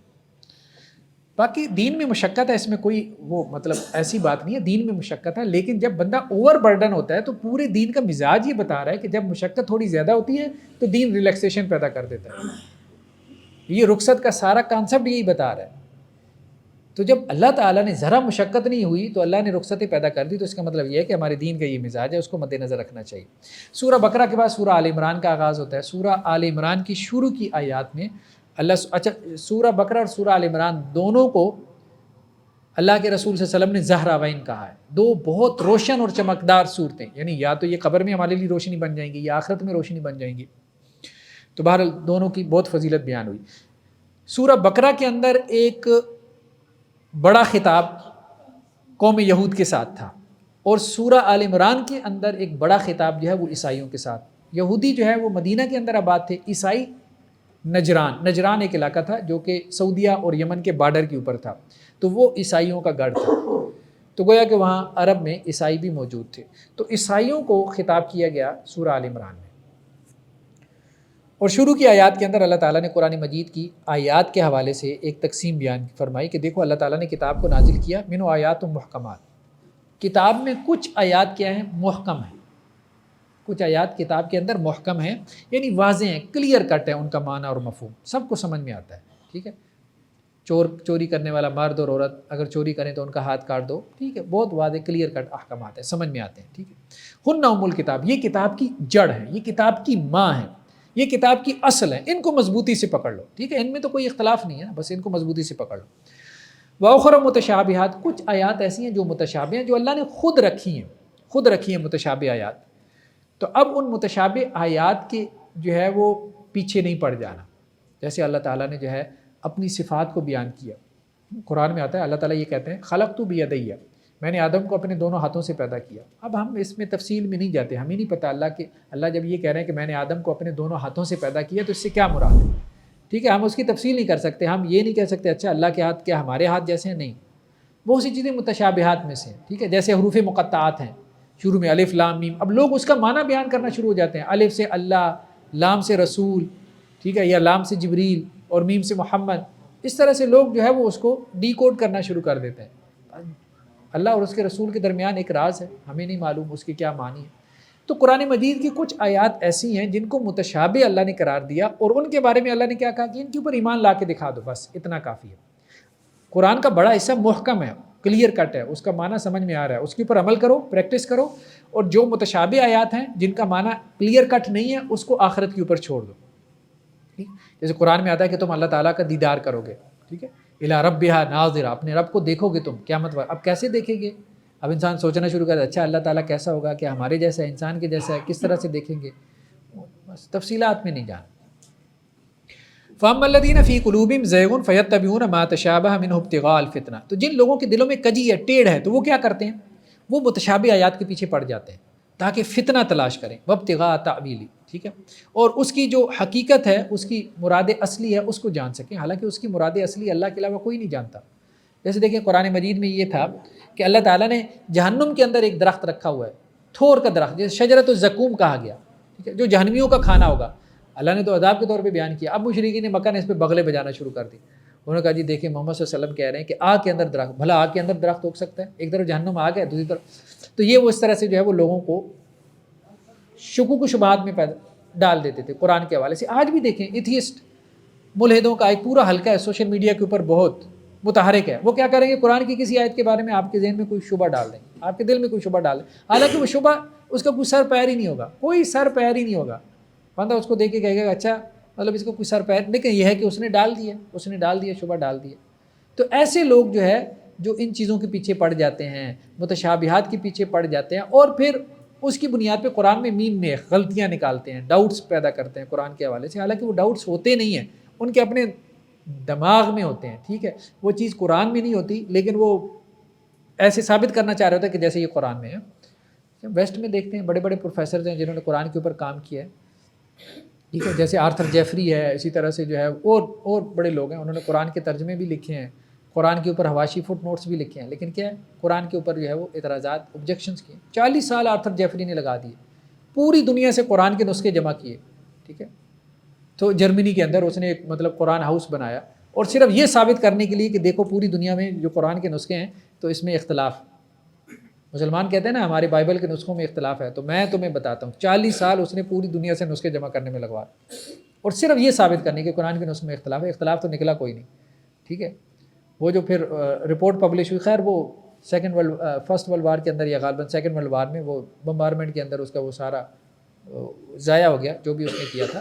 لیکن ایسے لوگ ہیں جن کا مطلب دنیا کا مطلب زندگی کا مقصد ہی یہی ہے کہ کسی طرح قرآن کے اوپر کوئی اعتراض جڑ دیں اور لوگوں کے دلوں میں کوئی شک اور شبہ پیدا کر دیں. تو قرآن نے اسی کا تذکرہ کیا کہ اللہ تعالیٰ نے کچھ چیزیں خود رکھ دی ہیں کیونکہ اللہ تعالیٰ کچھ لوگوں کو تو جہنم میں پہنچانا چاہتے ہیں نا، بس تاکہ وہ گمراہ ہوں. ہاں، جو سمجھنا چاہتا ہے، جس کے دل میں تقوی ہے، اللہ کا ڈر اور خوف ہے، اس کے لیے محکم آیات بڑی ہیں. ٹھیک ہے، اب دیکھیں نا ہمارے حدیث کے حوالے سے دیکھ لیں، صحیح بخاری کی چند روایات ان کو پتہ ہوگا اچھا یہ حدیثوں میں تمہاری لکھا ہوا ہے، ساری حدیثوں کا انکار کر دیں گے. صحیح بخاری میں بھائی 8000 حدیثیں، ان 8000 حدیثوں میں سے 15 حدیثیں تم نے دیکھی ہیں، باقی 8000 کے اوپر تو کوئی اعتراض ہی نہیں ہے بھائی. وہ تو ساری اخلاقیات کو بیان کر رہی ہیں، تم اس کی طرف نہیں آ رہے جن اخلاقیات کے اوپر تمہارا بھی جو ہے وہ اتفاق ہے. ٹھیک ہے، اور تمہیں وہ 10-15 حدیثیں نظر آ رہی ہیں کہ حضرت عائشہ رضی اللہ عنہ کے ساتھ آپ صلی اللہ علیہ وسلم کی شادی، ان کی عمر 9 سال تھی.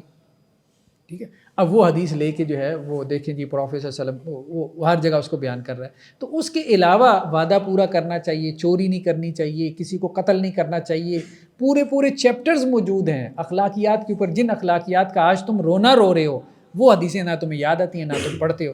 تو پورا قرآن چھوڑ کے کہ جو محکم آیات کے اوپر مشتمل ہوگا اور ایسی باتوں پہ جس سے وہ خود بھی ایگری کر رہے ہوں گے، اس کو چھوڑ کے چند ایک آیتیں لے کے وہ اس کا ڈنڈورا پیٹ رہے ہوں گے جی قرآن میں یہ. ٹھیک، تو یہ ایک مطلب جو مکھی ہے نا، مکھی کا کام کیا ہے؟ گند کے اوپر بیٹھے گی وہ. تو بس کچھ لوگوں کا ذہن ہی گندا ہے، انہیں ہر چیز کے اندر شر ہی نظر آتا ہے. ٹھیک، تو ایسے لوگوں کے بارے میں قرآن نے یہاں پہ ان کا تذکرہ کیا اور کہا کہ اہل ایمان کون ہے؟ والراسخون فی العلم یقولون آمنا بہ. وہ اہل ایمان کا رویہ کیا؟ تو وہ کہتے ہیں محکم آیات یہ تو ہمیں سمجھ میں آ گئی، اس کو ہم اپنی زندگی میں لے آئیں گے، اس کو ہم پریکٹس کریں گے. جو متشابہ آیات ہیں جن کا معنی مفہوم واضح نہیں ہے، اللہ تعالیٰ قیامت والے دن واضح کر دے گا، بس ہم ان پہ اوپر ایمان لے کے آتے ہیں، ہم کسی شک و شبے میں نہیں پڑتے. نیکسٹ آیات میں کیا ہے؟ اللہ سبحانہ و تعالیٰ نے فطری محبتوں کا تذکرہ کیا جو اللہ نے انسان کے دل میں رکھ دی. زین للناس حب الشہوات من النساء والبنین والقناطیر المقنطرہ. دیکھو اللہ تعالیٰ نے عورتوں کی محبت تمہارے دلوں میں رکھ دی، بیٹوں کی محبت، اسی طرح سونے چاندی کے ڈھیر کی محبت، والخیل المسومہ، گھوڑوں کی محبت. اس زمانے میں گھوڑے ہوتے تھے، اصلی نسل کے گھوڑے، آج کل گاڑیاں ہیں ان کی جگہ.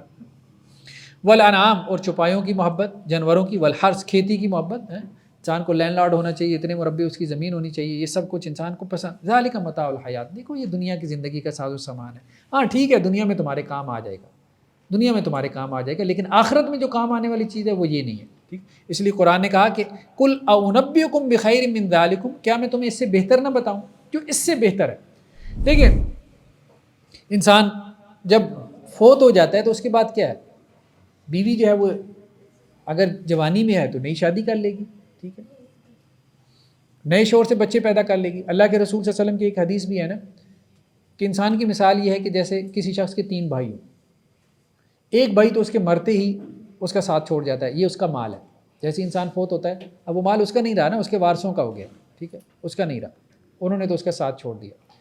پھر اس کے بعد کہا کہ کچھ یا بعض بھائی اس کے ایسے ہیں کہ جو قبر تک اس کے ساتھ جاتے ہیں، یہ اس کے ریلیٹیوز ہیں، اس کے رشتہ دار ہیں، کیوں کم از کم انہوں نے اتنا کیا کہ اس کو کفنا دفنا دیا، ٹھیک ہے، وہ بھی کفنا دفنا کے واپس آ جاتے ہیں، کوئی قبر پہ بیٹھتا نہیں ہے، اس کے لیے دعا نہیں کرتا ہے، انہیں بھی جلدی ہوتی ہے گھر پہنچنے کی۔ اور تیسرا وہ ہے آپ صلی اللہ علیہ وسلم فرمایا جو اس کے ساتھ رہتا ہے، ہر لمحے اس کے ساتھ رہتا ہے، آخرت تک اس کے ساتھ ہوگا، اور یہ اس کا نیک عمل ہے، والباقیات الصالحات خیر عند ربک ثوابا خیر املا۔ تو یہ وہی چیز ہے جس کی طرف قرآن نے تذکرہ کیا کہ کیا میں تمہیں اس سے بہتر نہ بتا دوں، یہ سب تو دنیا میں رہ جانا ہے، بیٹے کیا بیٹوں کے اوپر آپ فخر کرتے ہو، مطلب انسان خود سوچے نا، میرے والد فوت ہو گئے، آپ میں سے کتنوں کے والد فوت ہو گئے، سال میں کتنی مرتبہ ہم ان کی قبر پہ جاتے ہیں، کتنی مرتبہ ہم ان کے لیے دعا کرتے ہیں، یہی ہماری اولادوں نے ہمارے ساتھ کرنا ہے، ان کا تو اس سے بھی برا حال ہوگا، ہم سے بھی برا حال ہوگا۔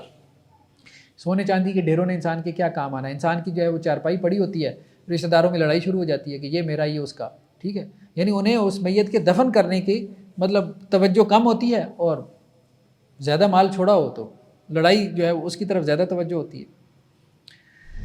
نیکسٹ آیات کے اندر اللہ سبحانہ و تعالیٰ نے جو ہے وہ غیر مسلموں کو دلی دوست بنانے کے حوالے سے جو ہے وہ منع کیا کہ ان کو جو ہے وہ تم نے دلی دوست نہیں بنانا، لا یتخذ المؤمنون الکافرین اولیاء من دون المؤمنین، دیکھو جو غیر مسلم ہے نا اس کو اپنا قریبی دوست جیسے کہتے ہیں بیسٹ فرینڈ نہ بناؤ، ٹھیک ہے، غیر مسلم کے ساتھ نان مسلم کے ساتھ آپ تعلقات رکھ سکتے ہیں۔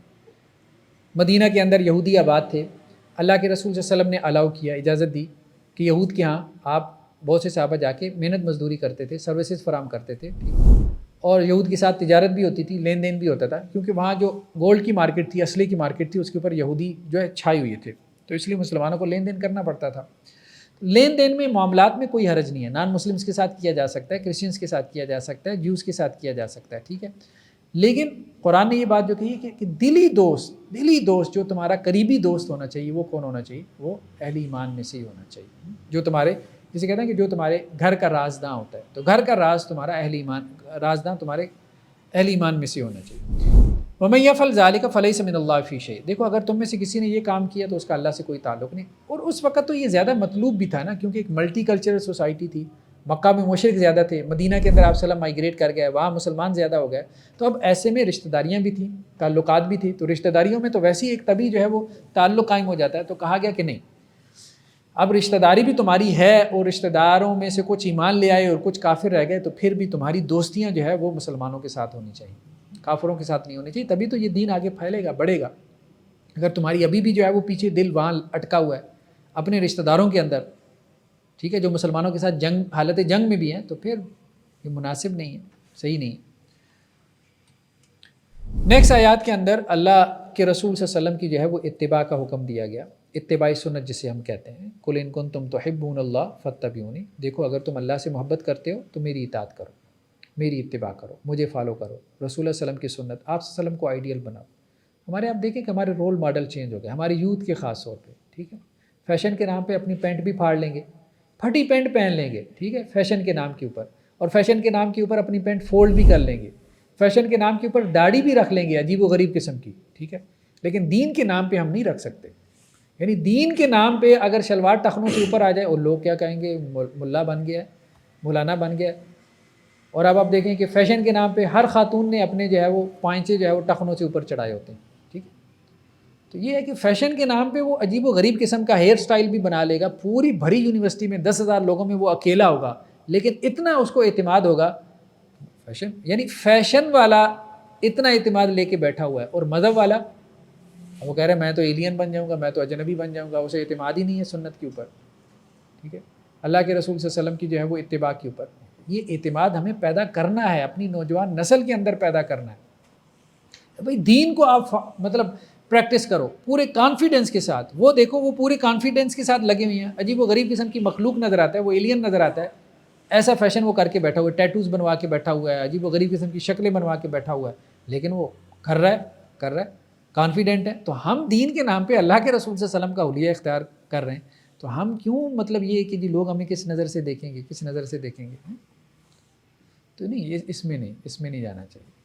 تو بعض اوقات آپ دیکھیں کہ آپ کسی ایسے ماحول کے اندر ہیں، آپ صرف شلوار اپنی ٹخنوں سے اوپر کر لینا، ٹھیک ہے، وہ ایک بحث ہمارے یہاں لوگوں نے پیدا کر دی تھی، شلوار ٹخنوں سے اوپر کرنا یہ کوئی لازم نہیں ہے، تکبر کی وجہ سے ہے، آپ نیچے بھی، اس بحث کو آپ چھوڑ دیں ذرا، اس میں نہ جائیں۔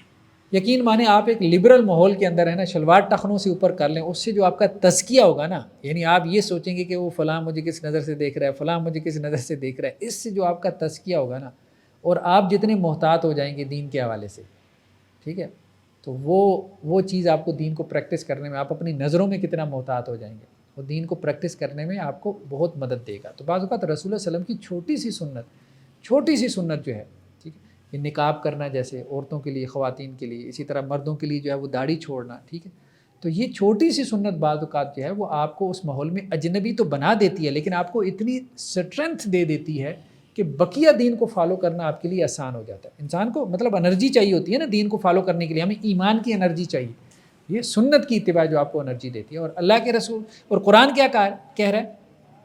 ایک ہے کہ ہم دعوے کر رہے ہوتے ہیں نعتوں کے اندر، رسول اللہ صلی اللہ علیہ وسلم ہمارے محبوب، رسول اللہ صلی اللہ علیہ وسلم ہمارے، اللہ ہمارا محبوب، اللہ ہمارا محبوب ہیں، تو اللہ تعالیٰ کیا کہہ رہے ہیں؟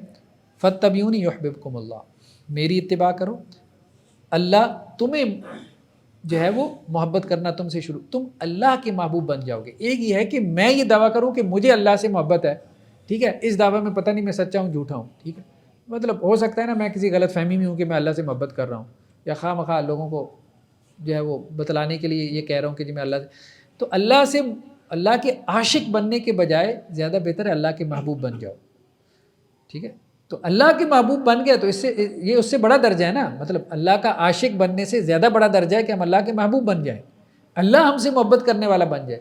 تو اللہ کن لوگوں سے محبت کرتا ہے؟ جو رسول اللہ صلی اللہ علیہ وسلم کی سنت کی اتباع کرتے ہیں۔ تو سنت کو ہمیں ہلکا نہیں لینا، کوئی بھی سنت ہے، اور ایسے چھوٹے چھوٹے کتابچے مل جاتے ہیں کہ اللہ کے رسول صلی اللہ علیہ وسلم کے 24 گھنٹے کے اعمال کیا تھے، 24 گھنٹے کے، آپ وسلم کیسے سوتے تھے، کیسے چلتے تھے، کیسے کھاتے پیتے تھے، کیسے اٹھتے بیٹھتے تھے، مجلس جب برخاست ہوتی تھی تو کیسے دعا کرتے تھے۔ حسن المسلم کے نام سے ایک کتابچہ ملتا ہے جس میں آپ وسلم کی سنتوں کا تذکرہ ہے، تو وہ سنتیں ہمیں اپنی زندگی میں لے کے آنی ہیں۔ اس سے آپ دیکھیں گے کہ ایمان کی جو حرارت اور گرمی محسوس ہوتی ہے تو وہ اس کا ایک الگ ہی لیول ہے۔ اللہ سے دعا اللہ تعالیٰ عمل کی توفیق۔ بسم اللہ الرحمن الرحیم، تیسرے پارے میں سورہ آل عمران کا ہم مطالعہ کر رہے تھے، تو ہم نے کہا تھا کہ سورہ آل عمران کے بڑے موضوعات میں سے، اس کے میجر ٹاپکس میں سے ایک کرسچینٹی یعنی عیسائیوں کے ساتھ خطاب کی ہے۔ نجران کے عیسائیوں کا ایک وفد بھی اللہ کے رسول صلی اللہ علیہ وسلم کے پاس آیا تھا اور ان سے بات چیت بھی ہوئی تھی، جس کا آگے 7ویں پارے کے آغاز میں تذکرہ آئے گا۔ اذ قالت الملائکۃ یا مریم ان اللہ یبشرک بکلمۃ منہ اسمہ المسیح عیسی ابن مریم۔ کرسچینٹی چونکہ آپ صلی اللہ علیہ وسلم کی جب بعثت ہوئی ہے تو اس وقت تک ایک بہت بڑا مذہب بن چکی تھی۔ جیوز تو تعداد میں بہت کم تھے، لیکن رومن امپائر ہم جیسا کہ دیکھتے ہیں کہ اس نے کرسچینٹی کو اختیار کر لیا تھا، جس کی وجہ سے وہ جنگل میں آگ کی طرح سے کرسچینٹی پھیل گئی۔ تو اب قرآن مجید خاص طور پہ عیسائیوں کے جو بلیف سسٹم تھا اس کو ایڈریس کرتا ہے۔ فرمایا گیا کہ جب کہا فرشتوں نے مریم سے کہ بے شک اللہ تعالیٰ آپ کو خوشخبری دے رہا ہے اللہ کی طرف سے ایک کلمے کی، اور اس کا نام کیا ہوگا؟ مسیح عیسیٰ ابن مریم، وجیہا فی الدنیا والآخرہ ومن المقربین، اور وہ دنیا اور آخرت دونوں مقامات پہ وجیح ہوں گے اور اللہ کے مقربین میں سے ہوں گے۔ وَيُكَلِّمُ النَّاسَ فِي الْمَهْدِ وَكَهْلًا، اور وہ گود میں بھی کلام کریں گے، یعنی ماں کی گود میں بھی حضرت عیسیٰ علیہ السلام نے کلام کیا تھا، وہ آگے ہم سورہ مریم میں دیکھیں گے۔ وَكَهْلًا، اور پختہ عمر کو پہنچ کے بھی گفتگو کریں گے۔ وَمِنَ الصَّالِحِينَ، اور نیک لوگوں میں سے ہوں گے۔ قَالَ رَبِّ أَنَّىٰ يَكُونُ لِي وَلَدٌ، تو حضرت مریم نے کہا کہ اے میرے پروردگار میرے کیسے اولاد ہوگی، وَلَمْ يَمْسَسْنِي بَشَرٌ، مجھے تو کسی انسان نے چھوا تک نہیں۔ تو گویا بغیر باپ کے، بن باپ کے حضرت عیسیٰ علیہ السلام کی جو ہے وہ پیدائش ہوئی ہے، اور یہ ایک معجزانہ پیدائش ہے، یہ ایک میریکل ہے۔ تو حضرت عیسیٰ علیہ السلام کو مسلمان تو مانتے ہیں، لیکن ظاہری بات ہے کہ اللہ کا بیٹا نہیں مانتے، اللہ کا نبی مانتے ہیں۔ یہ بہت اہم بات ہے۔ ہمارے ہاں یہ برطانیہ کے جو پرنس تھے، غالباً شہزادہ چارلس تھے یا کون تھے، تو وہ یہاں پنجاب یونیورسٹی میں آئے، اور ادھر اسی طرح سے پاکستان میں گورنر ہاؤس میں بھی بڑے بڑے علماء کو گورنر صاحب نے بلوایا، اور وہاں پہ ہمارے جو برادر ان لا تھے ڈاکٹر حافظ حسن مدنی صاحب، تو وہ بھی اس نشست میں موجود تھے۔ تو انہوں نے علماء سے کہا کہ ہم انٹرفیتھ ڈائیلاگ کے حوالے سے گفتگو کرتے ہیں۔ تو انہوں نے ایک بات وہاں پہ رکھی کہ دیکھیں، بات یہ ہے کہ ہماری طرف سے تو کوئی مسئلہ نہیں، مطلب ہم مسلمان تو آپ کی کتاب کو یہ کہتے ہیں کہ یہ آسمانوں سے نازل ہوئی تھی، یعنی انجیل، اس کی قدر بھی کرتے ہیں، اور اسی طرح سے حضرت عیسیٰ علیہ السلام، ہم تو ان کی نبوت کے قائل ہیں، اور نبیوں کا مقام ہمارے یہاں بہت بڑا ہے، بہت بڑا ہے۔ جس قدر رسپیکٹ اور آنر ہمارے یہاں نبیوں کی ہے، شاید آپ کے یہاں بھی نہیں ہے، ٹھیک ہے؟ تو اب اصل جھگڑا تو آپ نے ڈالا ہوا ہے کہ آپ ہماری کتاب کو نہیں مان رہے اور آپ ہمارے نبی کو بھی نہیں مان رہے۔ تو انٹرفیتھ ڈائیلاگ جو ہے اس میں مسلمان تو، اب مسلمانوں کو ویسے یہ دکھایا جاتا ہے کہ جی مسلمان متشدد ہیں، تو حالانکہ اگر فنڈامنٹلی آپ گفتگو کریں تو مسلمان تو اب حضرت موسیٰ کو بھی مان رہے ہیں، تورات کو بھی مان رہے ہیں، حضرت عیسیٰ کو بھی مان رہے ہیں، انجیل کو بھی مان رہے ہیں۔ سارا جھگڑا تو انہوں نے ڈالا ہوا ہے کہ قرآن کو بھی کہہ رہے ہیں کہ رسول اللہ علیہ وسلم کی معاذ اللہ اپنی ذاتی تصنیف ہے، اور اللہ کے رسول صلی اللہ علیہ وسلم پہ بھی ایمان نہیں لا۔ تو حضرت عیسیٰ علیہ السلام کی معجزانہ پیدائش کا قرآن مجید نے اقرار کیا۔ تو پچھلے نبیوں کے حوالے سے جو کچھ عقائد معروف ہو جاتے تھے تو قرآن مجید پھر ان کی کریکشن کرتا تھا، ان کی تصحیح کرتا تھا کہ دیکھو وہ اللہ کے نبی تھے، ہاں اللہ کے نبی تھے۔ وہ بن باپ کے پیدا ہوئی ہے، ہاں حضرت عیسیٰ علیہ السلام بن باپ کے پیدا ہوئی ہے۔ وہ اللہ کے بیٹے تھے، نہیں، قرآن اس کی نفی کرتا ہے، یہ تمہاری بات ٹھیک نہیں ہے۔ اس لیے اللہ کے رسول صلی اللہ علیہ وسلم نے بھی یہ بات فرمائی کہ دیکھو میری تعریف میں بھی وہ مبالغہ نہ کرنا جو کرسچین نے حضرت عیسیٰ ابن مریم کی تعریف میں کیا کہ انہوں نے انہیں اللہ کا بیٹا بنا دیا، ٹھیک ہے؟ تو اللہ کے رسول صلی اللہ علیہ وسلم نے بھی اس سے منع کیا۔ تو حضرت عیسیٰ علیہ الصلاۃ والسلام کے بارے میں دو گروہ بن گئے نا، ایک تو جیوز تھے، ایک تو یہودی تھے، انہوں نے تو معاذ اللہ ان کو میجیشین قرار دیا، جادوگر قرار دیا، اور یہاں تک کہا کہ جی واجب القتل ہیں، اور اپنے تئیں سولی پہ بھی چڑھا دیا۔ لیکن دوسری طرف کرسچینز تھے جنہوں نے ان کی محبت میں غلو کیا اور انہیں اللہ کا بیٹا قرار دے دیا۔ تو قرآن مجید نے اس کی تصحیح کی ہے کہ دیکھو وہ اللہ کے نبی ہیں، اللہ کے بیٹے نہیں۔ تو اللہ کے نبی ہونے کے اعتبار سے وہ ہمارے لیے قابل احترام ہیں، وہ بھی، اور مریم علیہ الصلاۃ والسلام بھی جو ان کی والدہ ہیں۔ دوسرا جو قرآن نے اشارہ کیا وہ اس بات کی طرف کہ حضرت عیسیٰ علیہ السلام کو اللہ تعالیٰ نے زندہ آسمانوں پہ اٹھا لیا۔ یہ ایک واقعے کی طرف اشارہ ہے۔ وہ واقعہ یہ ہے کہ حضرت عیسیٰ علیہ الصلاۃ والسلام نے سارے نبی یہود کی تربیت کے لیے، کیونکہ ان کے اندر اخلاقی بگاڑ زیادہ آ گیا تھا، ان کی اصلاح کے لیے آتے تھے۔ تو حضرت عیسیٰ علیہ السلام نے جب یہود کے علماء کے اوپر تنقید کی تو انہیں وہ تنقید برداشت نہ ہوئی، تو حضرت عیسیٰ علیہ السلام کے خلاف کھڑے ہو گئے۔ اب یہ سارے بیت المقدس میں بیٹھے ہوتے تھے، سامنے تو رات کھول کے جبے قبے پہن کے، بڑا ان کا جو ہے وہ روب اور دبدبا تھا۔ اب ایسے میں حضرت عیسیٰ ابن مریم جب آ کے کہتے تھے کہ تم چونا پھری ہوئی قبریں ہو، آج بھی انجیل کے اندر وہ الفاظ آپ کو ملتے ہیں، یہودیوں کے علماء کو کہتے تھے تم چونا پھری ہوئی قبریں، جیسے سنگ مرمر کی قبر ہوتی ہے نا، باہر سے بڑی خوبصورت، اندر کیا ہے؟ گلی سڑی ہڈیاں ہیں۔ تو تمہارا اندر باطن خراب ہو چکا ہے، گل سڑ چکا ہے، اخلاقی اعتبار سے تم لوگ گر چکے ہو، باہر سے یہ جبے قبے سارے امامے اور یہ بڑا تمہارا روب دبدبا کہ پتہ نہیں تم کیا ہو، کیا بلا ہو۔ تو وہ ان سے یہود کے علماء سے برداشت نہیں ہوئی، وہ حضرت عیسیٰ ابن مریم کے خلاف ہو گئے۔ تو اب اس پہ جو ہے وہ انہوں نے اپنے تئیں جو گورنر تھا اس کو شکایت کی کہ جی یہ ہمارے دین سے معاذ اللہ مرتد ہو گئے ہیں، تو جو ہمارے دین سے مرتد ہو جائے تو وہ اس کی سزا جو ہے وہ قتل ہے، تو آپ ان کو مطلب سولی دے دیں۔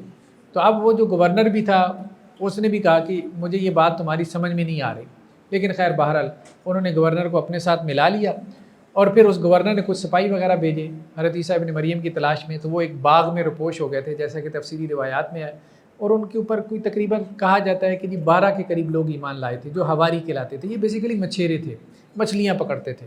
تو حضرت عیسیٰ ابن مریم وہاں جا کے ساحل کے اوپر ان کو تبلیغ کرتے تھے، تو 12 لوگ ایمان لائے تھے۔ تو ان کے ساتھ حضرت عیسیٰ ابن مریم بیٹھے تھے ایک باغ کے اندر، تو ان میں سے ایک نے جاسوسی کی اور اس نے جا کے ان سپاہیوں کو خبر دی جو حضرت عیسیٰ علیہ السلام کی تلاش میں تھے، اور پھر قرآن میں یہ بات آگے چل کے آتی ہے کہ اسی کی شکل حضرت عیسیٰ ابن مریم جیسی بنا دی گئی، اور عیسیٰ ابن مریم کو اللہ تعالیٰ نے آسمانوں کے اوپر اٹھا لیا، زندہ اٹھا لیا۔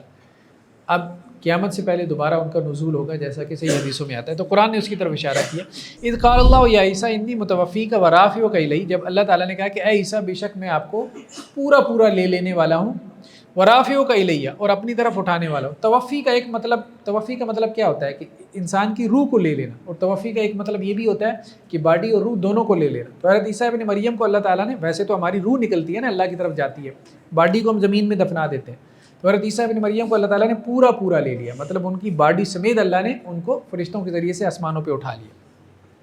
ورافعک الی، اور میں آپ کو اپنی طرف بلند کروں گا، یعنی آسمانوں پہ اٹھا لوں گا۔ ومطہرک من الذین کفروا، اور ان لوگوں سے میں آپ کو پاک کر دوں گا جنہوں نے کفر کیا، یعنی ان کے ہاتھ آپ تک نہیں پہنچ پائیں گے، یہ جیوز جو ہیں وہ آپ کو نقصان نہیں پہنچا پائیں گے۔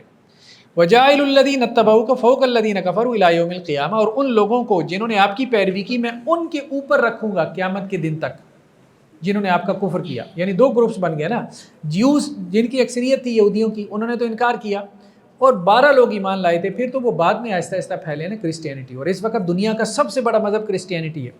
دنیا کی 1/3 آبادی، 1/3 آف دی ورلڈ پاپولیشن وہ کرسچین ہے، پھر اس کے بعد مسلمان آتے ہیں، ہم 25% ہیں، چوتھا حصہ ہے، وہ تیسرا حصہ ہے پوری دنیا کا۔ اللہ تعالیٰ نے ان کو جو ہے وہ مطلب اتنی زیادہ قبولیت اور ایکسیپٹنس جو ہے وہ بخشی۔ تو اب اللہ تعالیٰ نے کیا بات کہی ہے کہ قیامت کے دن تک اے عیسیٰ، جو آپ کو ماننے والے ہیں یہ آپ کے انکار کرنے والے کے اوپر غالب رہیں گے، یعنی یہ جو کرسچنز ہیں یہ یہودیوں کے اوپر غالب رہیں گے، ٹھیک ہے۔ اور آپ مطلب تاریخ اٹھا کے دیکھ لیں، مطلب 1000-2000 سال کی آپ تاریخ اٹھا کے دیکھ لیں، کرسچینز نے اتنا کوئی مارا ہے ان کو، یہودیوں کو اتنا کوئی مارا ہے، تو وہ بدترین دور ان کا شمار ہوتا ہے۔ مطلب وہ تو پھر ہٹلر نے تو خیر بعد میں جو ان کے ساتھ کیا سو کیا، لیکن یہ ہے کہ ہمیشہ کرسچنز ان کے اوپر غالب رہے۔ ٹھیک ہے، ان کی ہمارے ساتھ مسلمانوں کے ساتھ بھی جنگیں ہوتی رہی ہیں، لیکن یہود کو انہوں نے بہت مارا ہے اور برے طریقے سے مارا ہے۔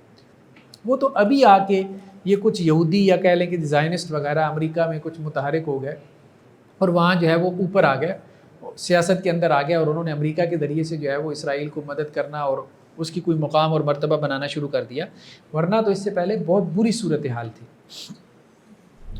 ثم الی مرجعکم فاحکم بینکم فیما کنتم فیہ تختلفون، پھر میری طرف تم سب کو لوٹ کے آنا ہے، فاحکم بینکم، تو میں تمہارے درمیان فیصلہ کروں گا اس بارے میں جس میں کہ تم اختلاف کرتے تھے۔ اختلاف اس میں تھا کہ یہودی کہتے تھے کہ معاذ اللہ یہ میجیشین ہیں، جادوگر ہیں، اور عیسائی کیا کہتے تھے کہ یہ اللہ کے بیٹے ہیں۔ اب اسی لیے یہودیوں اور عیسائیوں میں نہیں بنتی رہی، 2000 سال تک نہیں بنتی رہی۔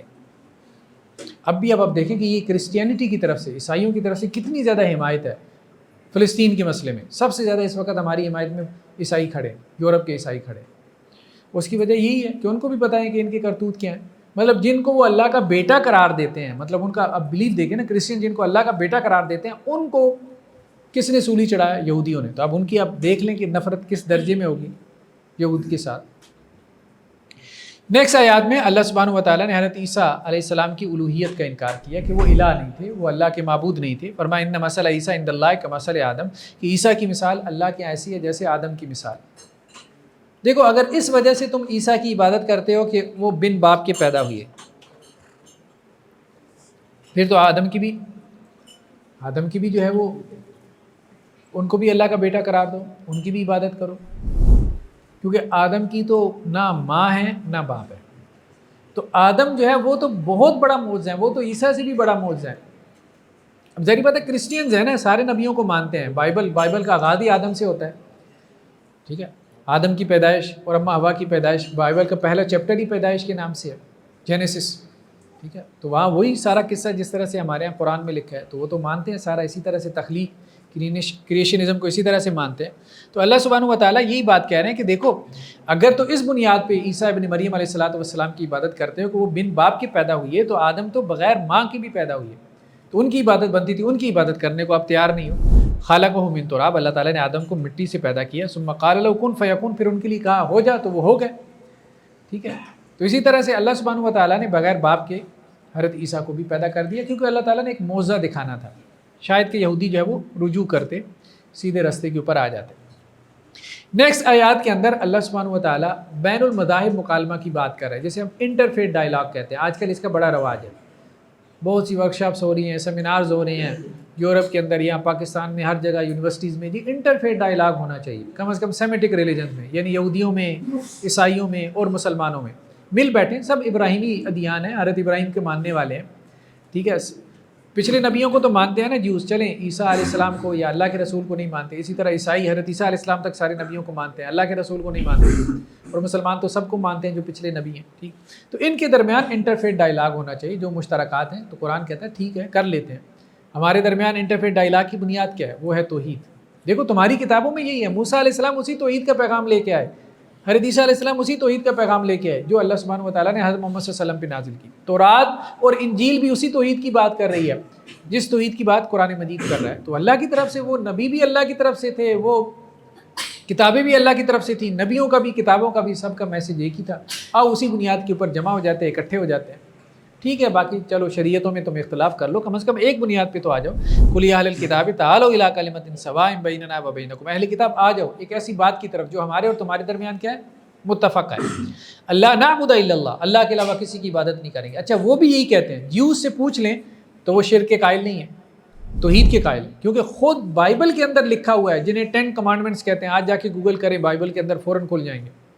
10 کمانڈمنٹس میں پہلا حکم یہی ہے، اللہ کے علاوہ کسی کی پوجا نہیں کرنی، اللہ کے علاوہ کسی کی عبادت نہیں کرنی. یہ تو بائبل کے اندر موجود ہے، تورات میں موجود ہے. تو ان کے تو واضح طور پہ موجود ہے کسی بت کی پوجا نہیں کرنی. اور وہ ویسے یہودیوں میں شرک اس طرح سے نہیں آیا جیسے کرسچینٹی میں آ گیا. ان کے ایک چھوٹے سے فرقے نے حضرت عزیر کو اللہ کا بیٹا بنایا تھا. اوورآل یہودی مذہب جو ہے وہ مونوتھیسٹک ریلیجن ہے، مطلب وہ توحیدی مذہب ہے. آپ کہہ سکتے ہیں وہابیوں والی توحید ان میں ہوتی ہے. باقی یہ ہے کہ اخلاقی اعتبار سے بگاڑ بہت زیادہ ہے ان میں. اللہ نعبد الا اللہ، اللہ کے علاوہ جو ہے وہ کسی کی عبادت نہیں کرنی. چلو اس کے اوپر آ جاؤ. ہاں کرسچینٹی میں یہ ہوا کہ انہوں نے حضرت عیسیٰ علیہ السلام کو اللہ کا بیٹا مان لیا، لیکن وہ بھی کیا کرتے ہیں؟ تعویل کرتے ہیں. وہ بھی کہتے ہیں کہ یہ تثلیث ہے، تین میں ایک ہے. مطلب وہ کس طرح سے بناتے ہیں؟ وہ ٹرینٹی کا جو بھی ان کی فلاسفی ہے کہ یہ تین اصل میں ایک ہی ہے، ایک ہی چیز کے تین رخ ہیں، تین ڈائمینشنز ہیں. تو اس طرح سے وہ اس کو توحید ثابت کرنے کی کوشش کرتے ہیں تعویل کے ذریعے سے. تعویل کے ذریعے اللہ تعالیٰ نے اس کے تعویل کو قبول نہیں کیا. تو بیسیکلی جس کلیم کے اوپر وہ کھڑے ہیں نا، کلیم ان کا یہی ہے کہ ہم مونوتھیسٹک ریلیجن ہیں، ہم ایک ایسا مذہب ہیں جو توحید کا قائل ہے، کیونکہ ہماری کتاب توحید کا حکم دیتی ہے. باقی عملاً انہوں نے شرک کر لیا. یہ بات ہے. جیسے ہمارے ہاں مسلمانوں میں بھی کچھ ایسے طبقات پیدا ہو گئے کہ جو شرک کر رہے ہیں، لیکن جب آپ ان سے بات کریں گے تو وہ یہی کہیں گے ہم تو شرک نہیں کر رہے ہیں. ہم ٹھیک ہے، وہ اس کی کوئی دلیل آپ کے سامنے لا کے دکھا دیں گے. تو یہ غلط فہمی پیدا ہو جاتی ہے. تو قرآن نے اسی کی طرف کہا کہ دیکھو بات یہ ایک بات کے اوپر تو ہم متفق ہیں تینوں مذاہب کے لوگ کہ اللہ کے علاوہ کسی کی عبادت نہیں ہوگی. ولا نشرک بہ شیئا، اور اس کے ساتھ کسی کو شریک نہیں ٹھہرائیں گے. ولا یتخذ بعضنا بعضا اربابا من دون اللہ، اور ہم میں سے کوئی کسی دوسرے کو رب نہیں بنائے گا اللہ کو چھوڑ کے. یہ آگے چل کے بات آئے گی علماء کو، فقہا کو، رہبان کو، جو ان کے پیر ہوتے تھے ان کو وہ رب بنا لیتے تھے. یہودیوں میں یہ بہت زیادہ تھا. فَإِن تَوَلَّوْا فَقُولُوا اشْهَدُوا بِأَنَّا مُسْلِمُونَ، تو اگر تم اس توحید پہ نہیں آتے تو پھر کس چیز کا مطلب اشتراک، کس چیز کا تعاون، کس چیز کے اوپر اتحاد اور اتفاق. ٹھیک ہے، تو اگر کسی کے مطلب مختلف اسلام تو یہ کہتا ہے کہ مسالک تو چھوڑو، مذاہب کے درمیان بھی اتفاق اور اتحاد کی راہیں تلاش کی جا سکتی ہیں، لیکن اس کے لیے بنیاد کیا ہو؟ توحید ہو. توحید کے اوپر اتفاق ہو جائے پھر اس کے بعد چلیں کچھ چیزوں کو ایکسیپٹ کیا جا سکتا ہے. ٹھیک ہے، ان کو برداشت کیا جا سکتا ہے جو عملی مسائل ہیں، آپ کے اجتہادی مسائل ہیں، اختلافات ہیں. نیکسٹ آیات کے اندر یہود کی ایک سازش کا تذکرہ ہے جو انہوں نے چال چلی تھی. یہ سازش کیا تھی؟ مدینہ کے اندر یہود کی 3 قبیلے آباد تھے. آپ وسلم جب مائگریشن کر کے مدینہ میں گئے ہیں تو اب انہوں نے سازشیں کرنا شروع کر دی، کیونکہ یہودیوں کا خیال یہ تھا کہ آخری نبی یہودیوں میں آئے گا. جب انہوں نے دیکھا وہ تو عربوں میں قریش میں آ گیا تو اب وہ حسد کی وجہ سے انہوں نے انکار کر دیا. پہچانتے تھے آپ صلی اللہ علیہ وسلم کو، پہچانتے تھے آپ صلی اللہ علیہ وسلم کی نشانیاں تورات کے اندر پڑھتے تھے، جانتے بوجھتے آپ صلی اللہ علیہ وسلم کا انکار کیا. تو اب کیا کرتے تھے؟ اب وہ جب دیکھتے تھے کہ اسلام پھیل رہا ہے خاص طور پہ انصار کے اندر، اوس و خزرج میں، تو اس سے وہ تپ جاتے تھے. اب وہ کیا کرتے تھے؟ وہ آپ صلی اللہ علیہ وسلم کی مجلس میں جا کے بیٹھتے تھے اور کہتے تھے اچھا چلو ہم ایمان لے آئے. اب سارا دن آپ صلی اللہ علیہ وسلم کی مجلس میں بیٹھتے تھے، پھر شام کو واپس آتے تھے، کہتے تھے دیکھو ہم تو ایمان لے آئے تھے، ہم تو مومن بھی ہو گئے تھے، ہم تو ان کی مجلس میں بھی جا کے بیٹھے دیکھتے ہیں کیسی باتیں کرتے ہیں، سارا دن بیٹھ کے بھی دیکھ لیا لیکن ہمیں تو کوئی سمجھ نہیں آئی کہ کیا باتیں کر رہے ہیں. ٹھیک ہے، تو اب وہ شام کو جا کے کفر کا اعلان کر دیتے تھے. یعنی صبح جاتے تھے اور کہتے تھے کہ جی ہم مومن ہو گئے، ہم مسلمان ہو گئے، دیکھنے آئے ہیں، سارا دن بیٹھے، پھر شام کو گئے اور جا کے کہا کہ جی ہم تو کافر ہو گئے. اب اس میں انصار کے اوپر ان کا بڑا جو ہے وہ ایک اثر تھا، کیونکہ انصار میں یہ پڑھے لکھے تھے، انصار پڑھے لکھے نہیں تھے، اور مدینہ میں یہ صدیوں سے آباد تھے. تو انصار ان سے پھر جو ان میں سادہ لوگ مسلمان ہوتے تھے ان سے اثر لیتے تھے کہ یار یہ پڑھے لکھے ہیں، ہم ان کے ساتھ صدیوں سے رہ رہے ہیں، یہ ان کے علماء گئے ہیں آپ صلی اللہ علیہ وسلم کی مجلس میں بیٹھے ہیں، ان کو کچھ نظر نہیں آئے، یہ تو چاہتے تھے کوئی خیر پانا لیکن یہ کہہ رہے ہیں ہمیں تو کوئی خیر نظر ہی نہیں آئی، ٹھیک ہے، تو اگر ان کو نہیں نظر آئی تو اس کا مطلب یہ ہے کہ یہاں کچھ نہیں ہے۔ تو وہ یہ چاہتے تھے کہ اس طرح سے مسلمان کیا ہوں واپس ہو جائے۔ تو ایک سازش، ایک چال چلی انہوں نے کہ صبح جاؤ آپ وسلم کی مجلس میں بیٹھو، ایمان کا اعلان کرو، مسلمان ہو گئے، شام کو جا کے کفر کا اعلان کر دو تاکہ اور لوگ بھی تمہارے ساتھ مل جائیں کہ بھائی کچھ بھی نہیں ہے، کچھ نہیں ہے، ہم نے دیکھ لیا ہے، اندر کھاتے سب خالی ہے۔ وقال طائفۃ من اہل الکتاب آمنوا بالذی انزل علی الذین آمنوا، تو اہل کتاب کے ایک گروہ نے کہا، یہودیوں کے ایک گروہ نے کہا کہ دیکھو ایمان لے کے آؤ اس پہ جو اہل ایمان پہ نازل ہوا، وجہ النار، دن کے ایک حصے میں، وکفروا آخرہ، اور دن کے آخری حصے میں اس کا انکار کر دو، لعلہم یرجعون، شاید کوئی مسلمان بھی واپس تمہاری طرح مرتد ہو جائیں، کافر ہو جائیں۔ تو اللہ تعالیٰ نے ان کی اس سازش کو کیا کیا؟ بے نقاب کر دیا۔ نیکسٹ آیات کے اندر اللہ سبحانہ و تعالیٰ نے جو ہے وہ یہودیوں میں سے بعض لوگوں کی مطلب اچھا تذکرہ کیا، ان کی اچھائی کو بیان کیا۔ دیکھیں یہ بہت اہم ہے، یہ نقطہ قرآن مجید کا بہت زیادہ اہم ہے، اس کو ہمارے عوام تو کیا علماء نے بھی چھوڑ دیا اس کو پریکٹس کرنا۔ قرآن کی اس آیت پہ عمل نہیں ہو رہا۔ قرآن مجید یہودیوں کو کرٹیسائز بھی کرتا ہے، یہاں تک کہ بعض ایسے ہیں جن کے اوپر قرآن لعنت بھی بھیجتا ہے، ٹھیک ہے، لیکن قرآن ان کی تعریف بھی کرتا ہے، ان کو پریز بھی کرتا ہے، ان کے اندر اگر کوئی خوبی دیکھتا ہے تو قرآن اس کی مدح بھی کرتا ہے۔ یہاں پہ جیسے قرآن نے کہا وَمِنْ أَهْلِ الْكِتَابِ مَنْ إِنْ تَأْمَنُوا بِقِنْطَارٍ يُؤَدِّي إِلَيْكَ، یہودیوں میں سے تم دیکھو گے بعض ایسے ہیں کہ اگر انہیں ڈھیر سونے کے اوپر امین بنا دو تو وہ ڈھیر سونا بھی تمہیں واپس کر دیں گے، امانت دار ہے، اللہ سے ڈرنے والے ہیں۔ آج بھی دیکھیں نا فلسطین کے حق میں کھڑے ہیں کہ نہیں کھڑے، وہ جو آرتھوڈوکس یہودی ہیں، ٹھیک ہے، لمبی داڑھیوں والے اور بالوں کی لٹوں والے اور اوپر جو ہے وہ کیپ پہننے والے، سب سے زیادہ تو وہ آگے ہیں۔ فلسطین کا جھنڈا انہوں نے پکڑا ہوا ہے، اسرائیل کے جھنڈا وہ پاؤں تلے روند رہے ہیں، اسرائیل کے جھنڈے کو وہ آگ لگا رہے ہیں، وہاں مارے کھا رہے ہیں اسرائیل کے اندر فلسطین کے حق میں احتجاج کر کے، زائنسٹوں سے جو ہے وہ مارے کھا رہے ہیں، ٹھیک ہے۔ تو ہیں ایسے لوگ ہیں اللہ سے ڈرنے والے، ہر جگہ پہ موجود ہیں۔ تو اگر ان کے اندر کوئی خیر کا پہلو، اب ایسے جو فلسطین کے حق میں مظاہرہ کریں، اگر ہم ان کے بارے میں اچھی بات کر دیں کہ یار یہ اچھا کام، تو اس سے ہمارا کیا جاتا ہے، ٹھیک ہے۔ تو اسی طرح سے ہر مسلک کے اندر بھی، یہ تو ہم کہہ رہے ہیں نا کہ وہ مطلب ہر مذہب کے اندر کچھ نہ کچھ ایسے لوگ ہوتے ہیں جن کے اندر نیکی ہوتی ہے، کوئی خیر کا کام وہ کر جاتے ہیں تو اس کی تعریف کرنے میں کوئی حرج نہیں۔ اسی طرح ہر مسلک میں کچھ ایسے دوسرے مسلک کے اندر، چلے ٹھیک ہے آپ کو دوسرے مسلک کے عقائد سے اختلاف ہے، آپ اس کو بیان بھی کریں، سارا کچھ اختلاف اپنا رکھیں اپنی جگہ پہ، کوئی حرج نہیں ہے، اس کو بیان کرنے میں بھی کوئی حرج نہیں، لیکن دوسرے مسلک میں کچھ اچھے علماء بھی ہوتے ہیں جو خیر کا کام کر رہے ہوتے ہیں، اس کو اپریشیٹ کرنے میں کوئی حرج نہیں ہے۔ کبھی وہ ایک اچھی سٹیٹمنٹ دے دیتے ہیں، کبھی وہ کوئی اچھا فتویٰ دے دیتے ہیں، لیکن ہمارے یہاں کیا ہوتا ہے، ہمارے یہاں یہ تقسیم بہت گہری ہے، اتنی گہری ہے کہ ہم نے بس اب ہاں اس اینڈ ادرس، یہ ہم ہیں یہ وہ ہیں، بارڈر کی اس طرف ہم ہیں، بارڈر کے اس طرف وہ ہے، کبھی بھی ہم کسی دوسرے مسلک کے عالم دین کی تعریف نہیں کریں، اور اگر آپ بھول کے کر لیں تو آپ کو پتہ ہے کہ کیسے کیسے آپ کے اوپر لیبل لگائے جائیں گے کہ آپ نے اس کی تعریف کر دی ہے، یہ کر دیا وہ کر دیا، بہت مشکل مرحلہ ہے۔ قرآن نے یہودیوں کی تعریف کی ہے، اس سے بڑی بات کیا ہو سکتی ہے، اس سے بڑی بات کیا ہو سکتی ہے؟ قرآن یہ کہتا ہے کسی کے اندر کوئی خیر کا پہلو اس کو اپریشیٹ کرو تاکہ وہ دین کی طرف مزید آئے گا نا، مزید دین کی طرف آئے، بھائی آپ کے اندر یہ اچھی بات ہے، مزید آپ یہ بھی کر لو یہ بھی کر لو۔ تو میل ملاقات رکھیں، لوگوں کے ساتھ جو ہے وہ تعلقات رکھیں، لوگوں کی طرف آئیں جائیں، ایک انڈرسٹینڈنگ کا ماحول پیدا ہو، یہ نہیں کہ آپ لوگوں سے تاثر لیں، لوگوں کے اوپر جو ہے وہ آپ اپنا تاثر چھوڑیں۔ تو یہودیوں میں سے کچھ ایسے ہیں کہ آپ ان کو ڈھیر سونا دے دیں وہ آپ کو واپس کر دیں گے، اور ان میں سے کچھ ایسے ہیں کہ اگر اس کو آپ 1 دینار بھی دے دیں گے نا تو وہ بھی آپ کو مشکل سے واپس کرے گا۔ تو قرآن نے دونوں طرح کے طبقے بیان کر دیے، سارے لوگ برے نہیں ہوتے، ہر مسلک میں، ہر مذہب میں، ہر مذہب میں کچھ اچھے لوگ بھی ہوتے ہیں۔ تو آپ اس مسلک کے لوگوں، اب جیسے دیکھیں بریلوی اسکول آف تھاٹ میں یہ جو تھے اپنے گولڈا شریف کے پیر صاحب تھے، پیر نصیر الدین شاہ صاحب، آپ ان کی جو ہے وہ تقریریں سنیں، توحید کا بیان بڑا جو ہے وہ ڈٹ کے کیا کرتے تھے، اور اس کی وجہ سے اپنے لوگوں کی باتیں بھی سنتے تھے کہ یہ وہابی ہو گیا ہے، ٹھیک ہے۔ تو حالانکہ گدی نشین، اب دیکھیں ان کو دیکھیں یہاں بیٹھ کے، مطلب ایک ماحول کے اندر مسجد کے ماحول میں اپنے مسلک کے ماحول میں توحید کی بات کرنا، اور ایک یہ ہے کہ ایک گدی کے اوپر بیٹھ کے کتنا مشکل ہے، کتنا بڑا جہاد ہے، وہاں بیٹھ کے یہ کہنا کہ یہ جو قبروں کے طواف ہو رہے ہیں، سجدے ہو رہے ہیں، یہ اس کا کوئی دین سے تعلق نہیں ہے، یہ جو آ جاتے ہو ہمیں پیروں کو خوش کرنے کے لیے، تو یہ اپنے اوپر کرٹیسزم کرنا بہت بڑی بات ہے۔ تو ایسے لوگ آپ کو ہر مسلک میں مل جاتے ہیں جن کی کچھ اچھی باتیں ہوتی ہیں، ان کو اپریشیٹ کرنا چاہیے، ان کی اچھی باتوں کو، صرف اس وجہ سے کہ ان کی کچھ باتوں سے ہمیں اختلاف ہے تو ہم ان کی اچھی باتوں کو بھی پروموٹ نہ کریں، نہیں، بلکہ ان مسلک کے لوگوں کو کہیں کہ بھئی آپ اپنے ان لوگوں کو سنیں، یہ آپ کے مسلک کے معتدل علماء ہیں، ان کو آپ فالو کریں۔ نیکسٹ آیات کے اندر اللہ تعالیٰ نے جو ہے وہ آخرت میں نجات کا واحد رستہ جو ہے وہ بیان کیا ہے کہ آخرت میں نجات کا واحد رستہ کیا ہے؟ دین اسلام. بہت اہم چیز ہے. وَمَن يَبْتَغِ غَيْرَ الْإِسْلَامِ دِينًا فَلَن يُقْبَلَ مِنْهُ. دیکھو قیامت والے دن اسلام کے علاوہ کوئی اور دین اللہ کے پاس لے کر آئے، کرسچینٹی، یہودیت، ہندو مت، زوراسٹرنزم، کوئی بھی دین لے کے آئے، بدھ مت، سکھ ازم، اللہ تعالیٰ اس کو قبول نہیں کرے گا. اللہ تعالیٰ اسلام کو ہی قبول کرے گا. آخرت میں جنت اگر تمہیں لینی ہے تو تمہیں اسلام کی طرف آنا پڑے گا.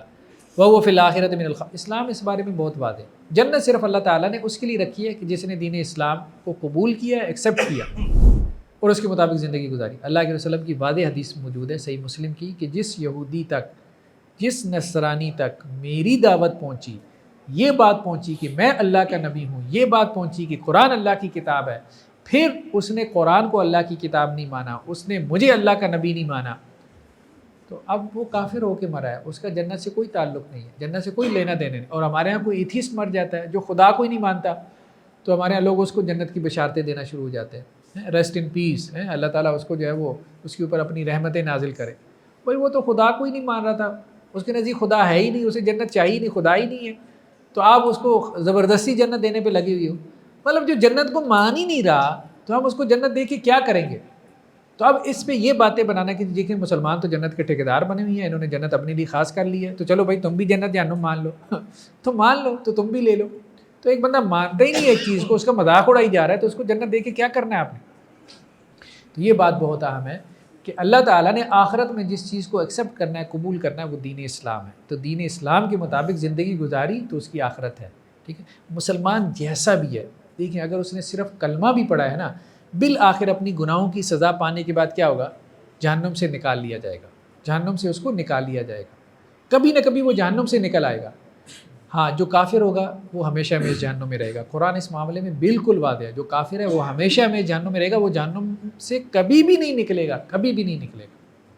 تو اس لیے یہ بہت بڑی نعمت ہے اسلام کی نعمت. کسی بھی بندے کے بارے میں آپ یہ چاہتے ہیں آپ کے ریلیٹیوز میں، رشتہ دار میں، کہ اس کی آخرت کچھ سنور جائے، بن جائے، وہ جنت میں بالآخر چلا جائے، چلے جہنم میں سے ہو کے چلا جائے جنت میں، بالآخر تو چلا جائے گا نا، تو اس کو کسی نہ کسی طرح سے کلمہ پڑھوا لے. اس لیے آپ وسلم نے مطلب حضرت ابو طالب اپنے چچا کے اوپر بہت زور لگایا تھا نا کہ چچا آخری وقت میں نزا کے عالم میں جب وہ تھے کہ بس میرے کان میں بس کلمہ پڑھ لیں، آپ کلمہ پڑھ لیں، میں اللہ سے آپ کے بارے میں لڑائی کر لوں گا. ٹھیک ہے. تو یہ بہت ضروری ہے کہ بس جاتے جاتے بندہ صرف کلمہ بھی پڑھ لے، تو یہ بہت بڑی دولت ہے، بہت بڑی دولت ہے. اس کی وجہ سے بندہ جہنم سے نکال لیا جائے گا اور جنت میں داخل کر دیا جائے گا. اور جس نے یہ بھی نہیں پڑھا، مطلب کہ لا الہ الا اللہ پڑھنا ہے، محمد رسول اللہ پڑھنا ہے، اب جس نے یہ نیکی بھی نہیں کی، اب وہ کس بنیاد پہ جنت کا تقاضا کر رہا ہے؟ کس بنیاد پہ؟ بھائی مطلب تم اتنا بھی نہیں کر سکے کہ آدھے منٹ میں کچھ ورڈنگ تم نے زبان سے ادا کرنی تھی، ٹھیک ہے، تم نے وہ بھی نہیں کی، تو اب کس بنیاد پہ تم کو جنت ملے کہ تم نے یہ بھی نہیں پڑھا اشہد ان لا الہ الا اللہ وحدہ لا شریک لہ واشہد ان محمدًا عبدہ ورسولہ. جس نے یہ پڑھ لیا، یہ پڑھنے میں کتنا 20 سیکنڈ لگے، باقی 60 70 80 100 سال کی زندگی ہے. جس نے صرف یہ پڑھ لیا صدق دل سے، وہ بالآخر جنت میں چلا جائے گا. جس نے یہ نہیں پڑھا، اتنی بھی نیکی نہیں کی، تو وہ جنت میں کس بنیاد پہ جائے گا؟ وہ تو وہی ہے کہ وہ انڈا لیا ہوا اس نے، جو مطلب پیپرز کے اندر اس نے کیا لیا؟ انڈا لیا، زیرو لیا. اب زیرو لینے والے کو کون ٹیچر پاس کرے گا؟ کبھی بھی پاس نہیں کرے گا. تو اللہ سے دعا ہے اللہ تعالیٰ ہمیں عمل کی توفیق نصیب فرمائے. چلو ہاں، آج ہم نے سوالات کا سیشن کرنا تھا. بچے وہ لے آؤ یار، وہ بسکٹ وہ کس کے پاس تھے؟ عثمان کدھر ہے؟ ہاں عثمان کو بلوا لیں، خیال میں بھول گیا. ہم ایک ایکٹیویٹی کرتے ہیں آخر میں جو ہے کہ آپ نے کیا سیکھا ہے آج کے اس طرح سے. تو اس ایکٹیویٹی کا مقصد یہی ہوتا ہے کہ کچھ نہ کچھ ہم یہاں سے لے کے جائیں، ہماری میموری کا، ہمارے ذہن کا حصہ بن جائے کچھ نہ کچھ باتیں بعد میں، تاکہ اس پہ عمل کرنے میں ہمارے لیے آسان رہے. چلیں جی، کوئی کون بتائے گا؟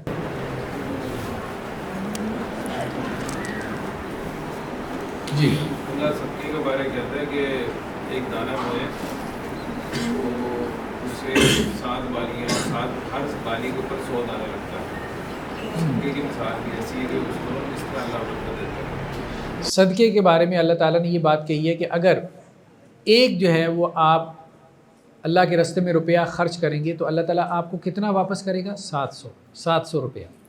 $1 خرچ کریں گے تو آپ کو اللہ تعالیٰ 700 گنا یعنی $700 واپس کریں گے. بلکہ ساتھ میں یہ بھی کہہ دیا کہ یہ 700 بھی تمہارے اطمینان کے لیے کہا.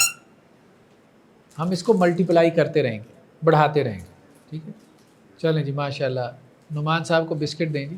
یہ ہمارے مسجد کے ماشاء اللہ کمیٹی کے پریزیڈنٹ بھی ہیں, صدر بھی ہیں ماشاء اللہ. ہمارے کافی سارے کام دیکھتے رہتے ہیں الحمدللہ. جی نیکسٹ. اپنے صدقات کو احسان جتلا کر اور تکلیف دے کر ضائع مت کریں. اللہ کی راہ میں کوئی خرچ کرنا ہے تو ایسے خرچ کریں جیسے ایک ہاتھ سے خرچ کیا اور بھائی آپ کو پتہ نہ چلے. ہاں یہ بہت اہم بات ہے. اگر آپ نے صدقہ کاری دیا ہے, جسے کہتے ہیں بھول کے صدقہ کاری دیا ہے, تو اگر اگلے کے اوپر احسان نہ جتلائیں, اگلے کو تکلیف نہ پہنچائیں, اسے یہ نہ کہیں کہ جی میں نے تمہارے اوپر صدقہ کیا ہے, یا اس کو کوئی باتیں نہ بنائیں. بہت اہم نقطہ ہے. جی ہاں سود سے بچنا چاہیے. آج سود کے بارے میں بحث آئی ہے کہ سود اللہ اور اس کے رسول سے جنگ ہے. اس کے بارے میں محتاط رہیں, اس سے بچیں. بس یہ ان کبیرہ گناہوں میں سے ہے جن سے بچنے کی انسان کو سنجیدہ کوشش کرنی چاہیے.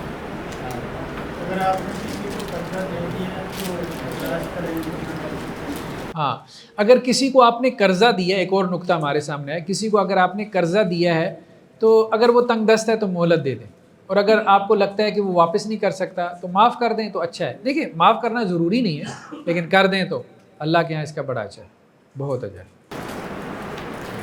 اگر کوئی اللہ پاک سے محبت کرنا چاہتا ہے تو اللہ کے رسول کی اتباع کرے. بہت اہم بات ہے. کوئی اللہ تعالیٰ سے محبت کرنا چاہتا ہے, یا کوئی یہ چاہتا ہے کہ میں اللہ کا محبوب بن جاؤں, اللہ مجھ سے محبت کرے.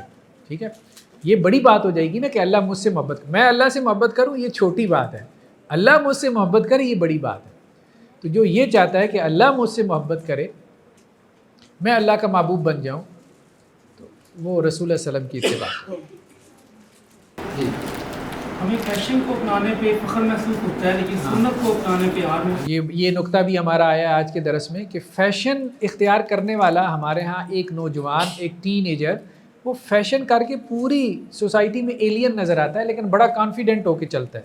ٹھیک ہے, تو سنت کی پیروی کرنے والے وہ ڈرتے جھجکتے رہتے ہیں, پتہ نہیں کیا ہوگا, لوگ باتیں بنائیں گے. پورے اعتماد کے ساتھ سنت کو فالو کریں, پورے اعتماد کے ساتھ. جی جی جی جی آپ بتائیں.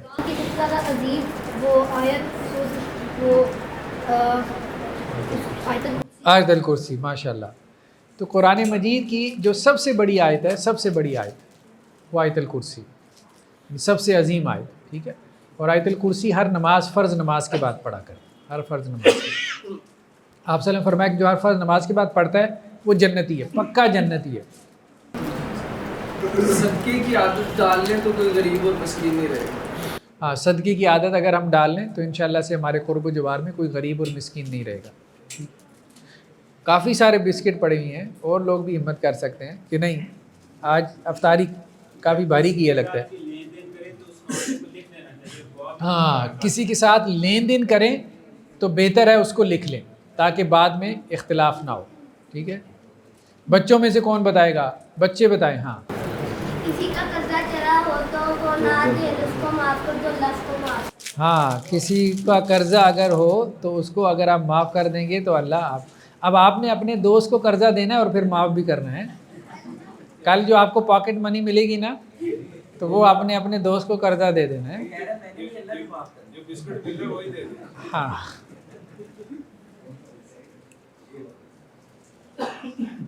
جی ہاں دلی دوستی. ویسے مطلب معاملات کرنے میں کوئی حرج نہیں ہے, کسی بھی مذہب کا کوئی شخص ہے تو اس کے ساتھ معاملات کرنے میں, بزنس کرنے میں کوئی حرج نہیں ہے, لیکن آپ کے قریبی رازدان وہ اہل ایمان ہی ہونے چاہیے. چلیں جی اتنا ہی کافی ہے. سبحانک اللہم و بحمدک نشہد ان لا الہ الا انت نستغفرک.